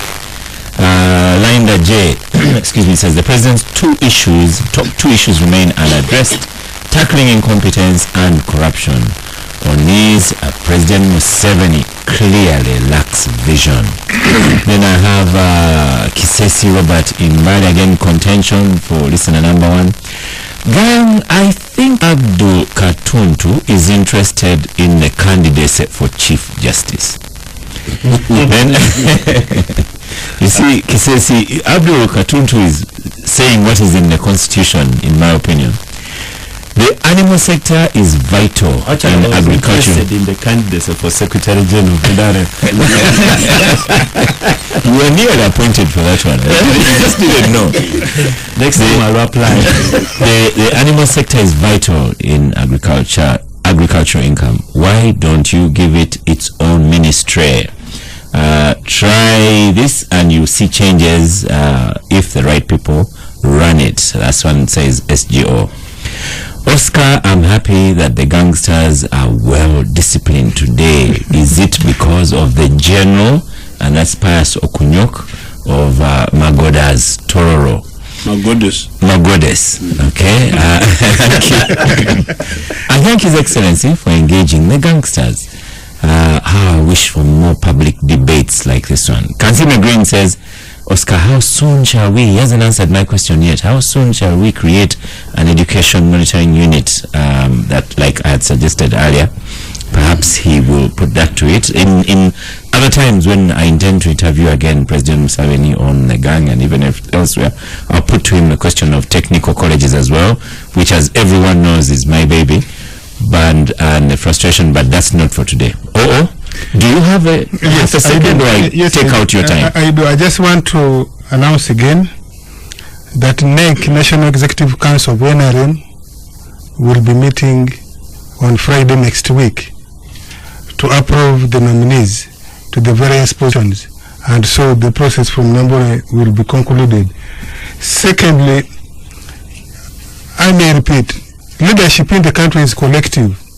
The argument in the studio seems to suggest that leadership is only at the level of the presidency.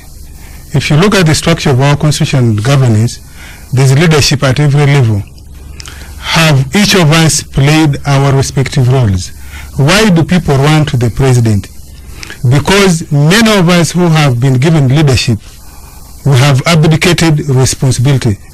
Members of parliament received money, Constituency Development Fund. They did not do good job with it, and therefore the people, the people will accost the president when he moves.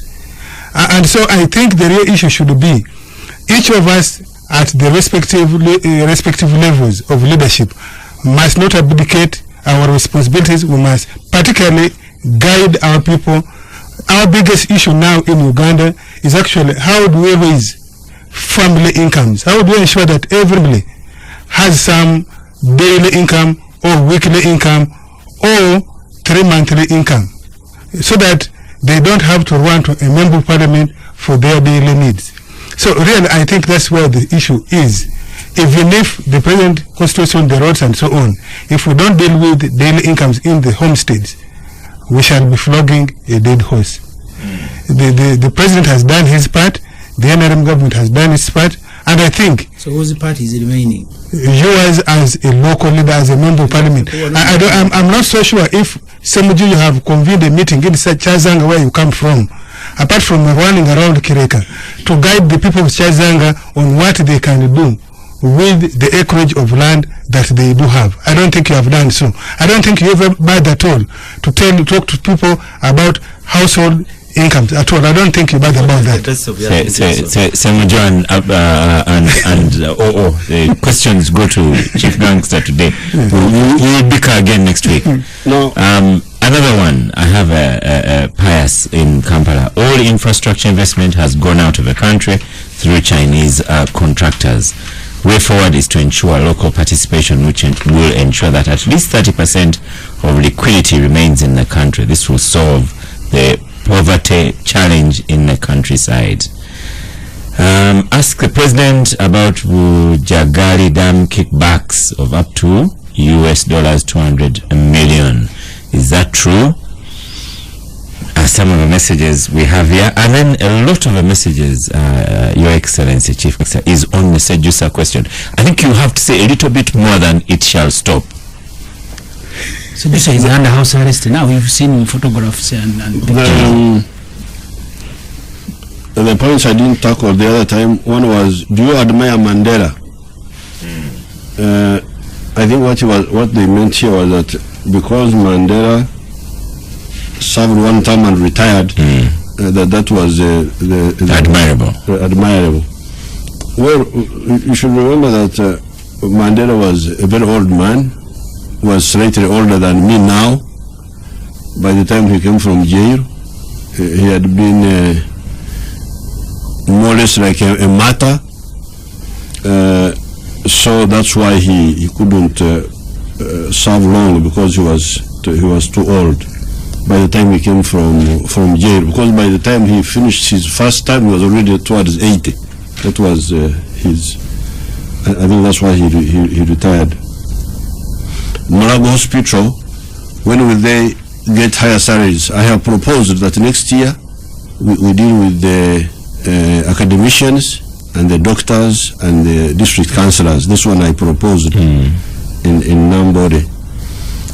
The educational monitoring unit to be in the State House, where we can consider it, what I have done in State House now is put two monitoring units, the one of health and the one of roads, of roads. So that idea has come up, the one of health and education. Education, to add education, because is the other mass consumption ministry. The issue of Chief Justice, I have no problem. I had proposed Odoki, and the system said no, he couldn't, so I will get another one. That's not a problem. From the names which I will receive from the Judicial Service Commission. Honorable Katuntu is still talking about the production levels. I want really to help you that the production levels are now much higher than they were in 1971. Forget about 1986. Let's take the cows which you are talking about. At independence, Uganda had 7 million heads of cattle. By the time we came from the bush in 1986, there were 3 million. They are now 14 million. Those are the figures. We have now got 14 million. The number is bigger than ever before. You go to tea. the production of tea in 1971 was 23 million kilograms. By the time we came, it was only 3 million kilograms. We are now at 60 million kilograms of tea. And by the way, all the tea is processed here, as you know. Yeah, but the population has also grown. Yes, but we have, even if you say the population has grown like 3 times, but you see the tea production has gone up also 3 times, from 23 million to now 60 million kilograms. I have already told you about the milk. I quoted for you the production of milk. Sugar production, even in 1971, I don't think it was about maybe about 80,000, all the factories, but now we are around 400,000 metric tons. The Mutaimbwa steel products, I think now the production must be like 200,000 tons, something like that. So the production has gone up. It could have been higher, it is true, but definitely it has gone up. Now the other, somebody said, Museveni, you said we should not politic too early. Are you saying that we should not plan ahead? Now, planning ahead. It was more like you were saying you will not declare. So does that mean we shouldn't plan ahead? No, we plan ahead by working in the present. See, I think for me, I am tied to my history of struggle. By struggling devotedly on the assignments of the moment, then you create a base for how you can correctly decide on the future. Because by implementing effectively the assignment I'm giving now, if I'm given a road, I work on it very well. If I'm given like in our case when we are fighting, we are given that assignment, I do my assignment well. By so doing, I'm actually contributing to the future. Because when you come and you say, okay, where are we now? We are here. Okay, so how do we go forward? Since I have successfully implemented this phase of the past and the present, you can more accurately discuss about the future. So actually by excelling on the present and the past, you are actually planning for the future. You are planning for the future through what? Through action, not through just talk. Yeah. Then my son Ssemujju, he's very much worried. He must be developing blood pressure, although he's still young, that the institutions are weak. Institutions are weak in Uganda. How are they weak? Because when I look at these universities, I'm no longer even a vice chancellor of any one of them. In the past, presidents used to be vice chancellor. What do you call it? Chancellor. It was called chancellor. These universities are churning out huge number of people. I'm not in any one of them. I no longer even attend graduation ceremonies. They just self-propelling. Secondary schools. There are so many, Mr. Ssemujju, that if anybody attempted to control them, he would just go to Butabika.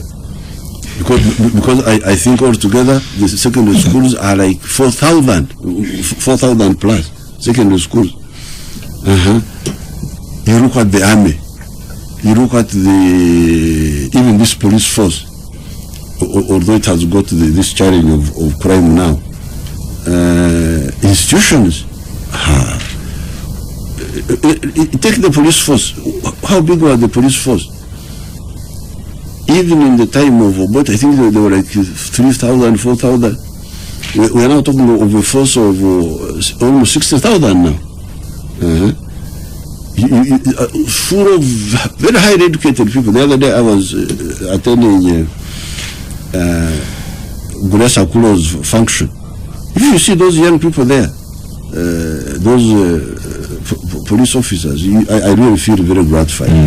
So the prison's officers. The pessimistic messages of people like Muntu, because he talked of Muntu. Muntu was in the army. He left. Since he left, how many tasks has the army achieved? Without Muntu, without Bessie, those who are there denigrating the army. We have pacified Karamoja. We have defeated Koi. We have defeated the ADF. Since those talkers left, the Uganda is totally peaceful. So what institutions are you talking about? So Ssemujju is happy with the prison service. Ssemujju is happy with the prison service, the Uganda prisons, because the short time he spent there, he said he spent some time. He said that one was working very well. And I know because we live in the same village. I also believe that. Now, sole candidate versus production, I think that people are concentrating on sole candidate, not on production. That's why I don't want to be part of that excitement. That's why I say, please, let's leave the political concentrate on production, transition. Again, somebody is worried about transition. There is no worry about transition in Uganda. I can tell you this. The problem is that I think the problem you have is like I am here. Our army is in Somalia. I have visited that place once, some few years ago. Our other army is in Central African Republic. I have never been there. The other is in South Sudan. I visited there once. But those people are doing their work. Only once in a while they get a problem here and there, and then I come in and okay, some sort of like a consultant. So if you say institutions are not working, I think you are not serious. I think you are turning you are. Yes, there are some which have problem, like the civil service still has issues, but the revenue authority is doing very well. Kampala City Council was an institution. It was there. It was not doing well. See what Museveni has done there. What has she done? We got Kafundo Mukasa Road. Sorry to engage you on this, but it's a very serious point that we need to discuss. This Kampala you're talking about in the center is a Kampala of 60. The Kampala that has grown under you is an informal Kampala. In Kigali, the city is no longer accepting informal settlement. At one time when you are no longer a president, we will have to erase this Kampala, because you see the physical plan for which we paid 9 billion shilling. Nobody is following it up. Kafumbe Mukasa was not brought by Jennifer Musi. Well, it was rebuilt by us. Yes. Chief Gangster, let me read out a couple of here and then we will have final word here. I have on Facebook, Edward Mukasa says, should we have a president continue to be the appointing authority for office of Chief Justice and Electoral Commission Chair? The president is both a player and a referee in the same game. And then I had another one. Can you be engaging somebody? Yes, I had another question here. Ssemujju has made my day. So then I have Tumukunde Conrad says, as you people discuss the matter of Muslim clerics in Uganda, The thugs also finished one of our own, Andrew Gatare, who was hit around in a hotel. Burial is tomorrow in Nyawariza, in Tungamo. And then I have another one, says, how Susan in Kampala says, ask the president to give me some money. Please tell him, how can I get some of that money? Let's stop for a final break, and then we have the Chief Gangster conclude the program. Capital Gang on 91.3 Capital FM. Welcome back from the final break. I have Richard in Kampala says, in real terms, how long does it take for a country to be ready to go through infrastructure, because I may not live to see one? And has Kampala changed, apart from confusion of fake buildings? The president is also going to talk about the Greater Kampala Plan. I have Iga asks, in ideal household items, what must be concluded? And I also want Chief Gangster to conclusively talk about the Sejusa question. Final comments from our Chief Gangster today. Now, I had dealt with some of the issues.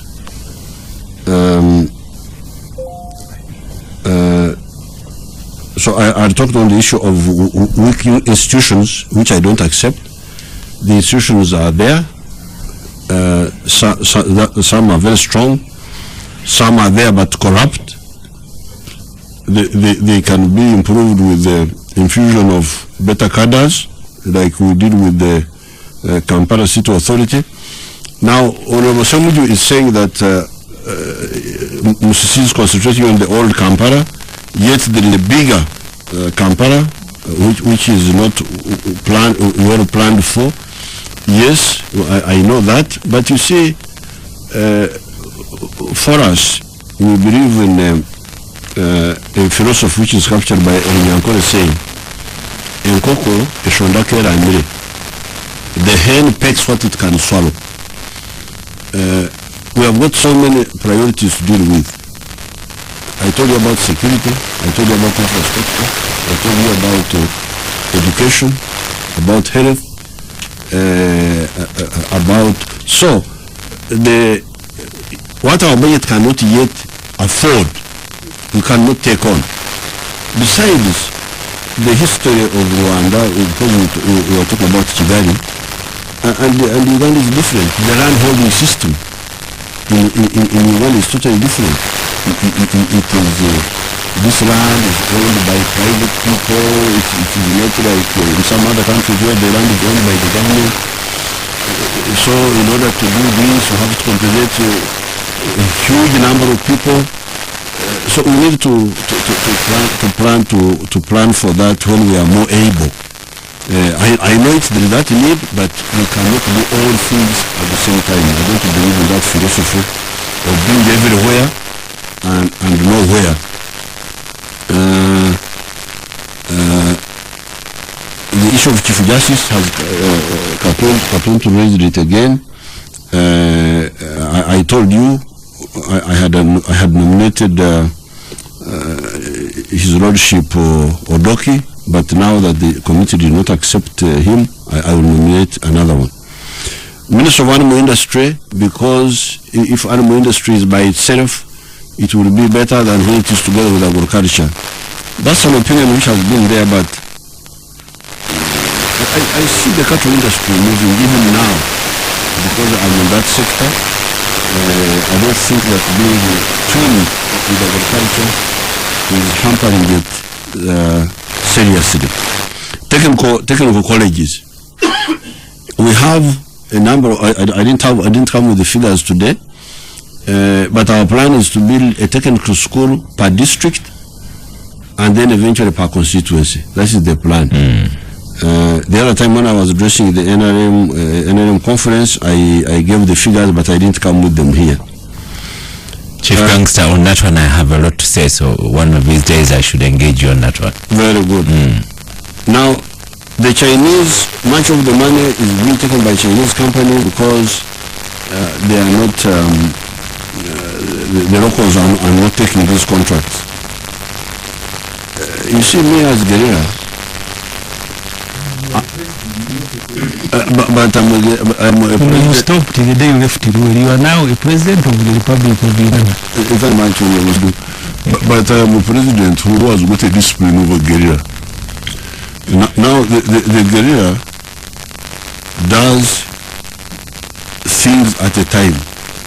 You cannot do everything.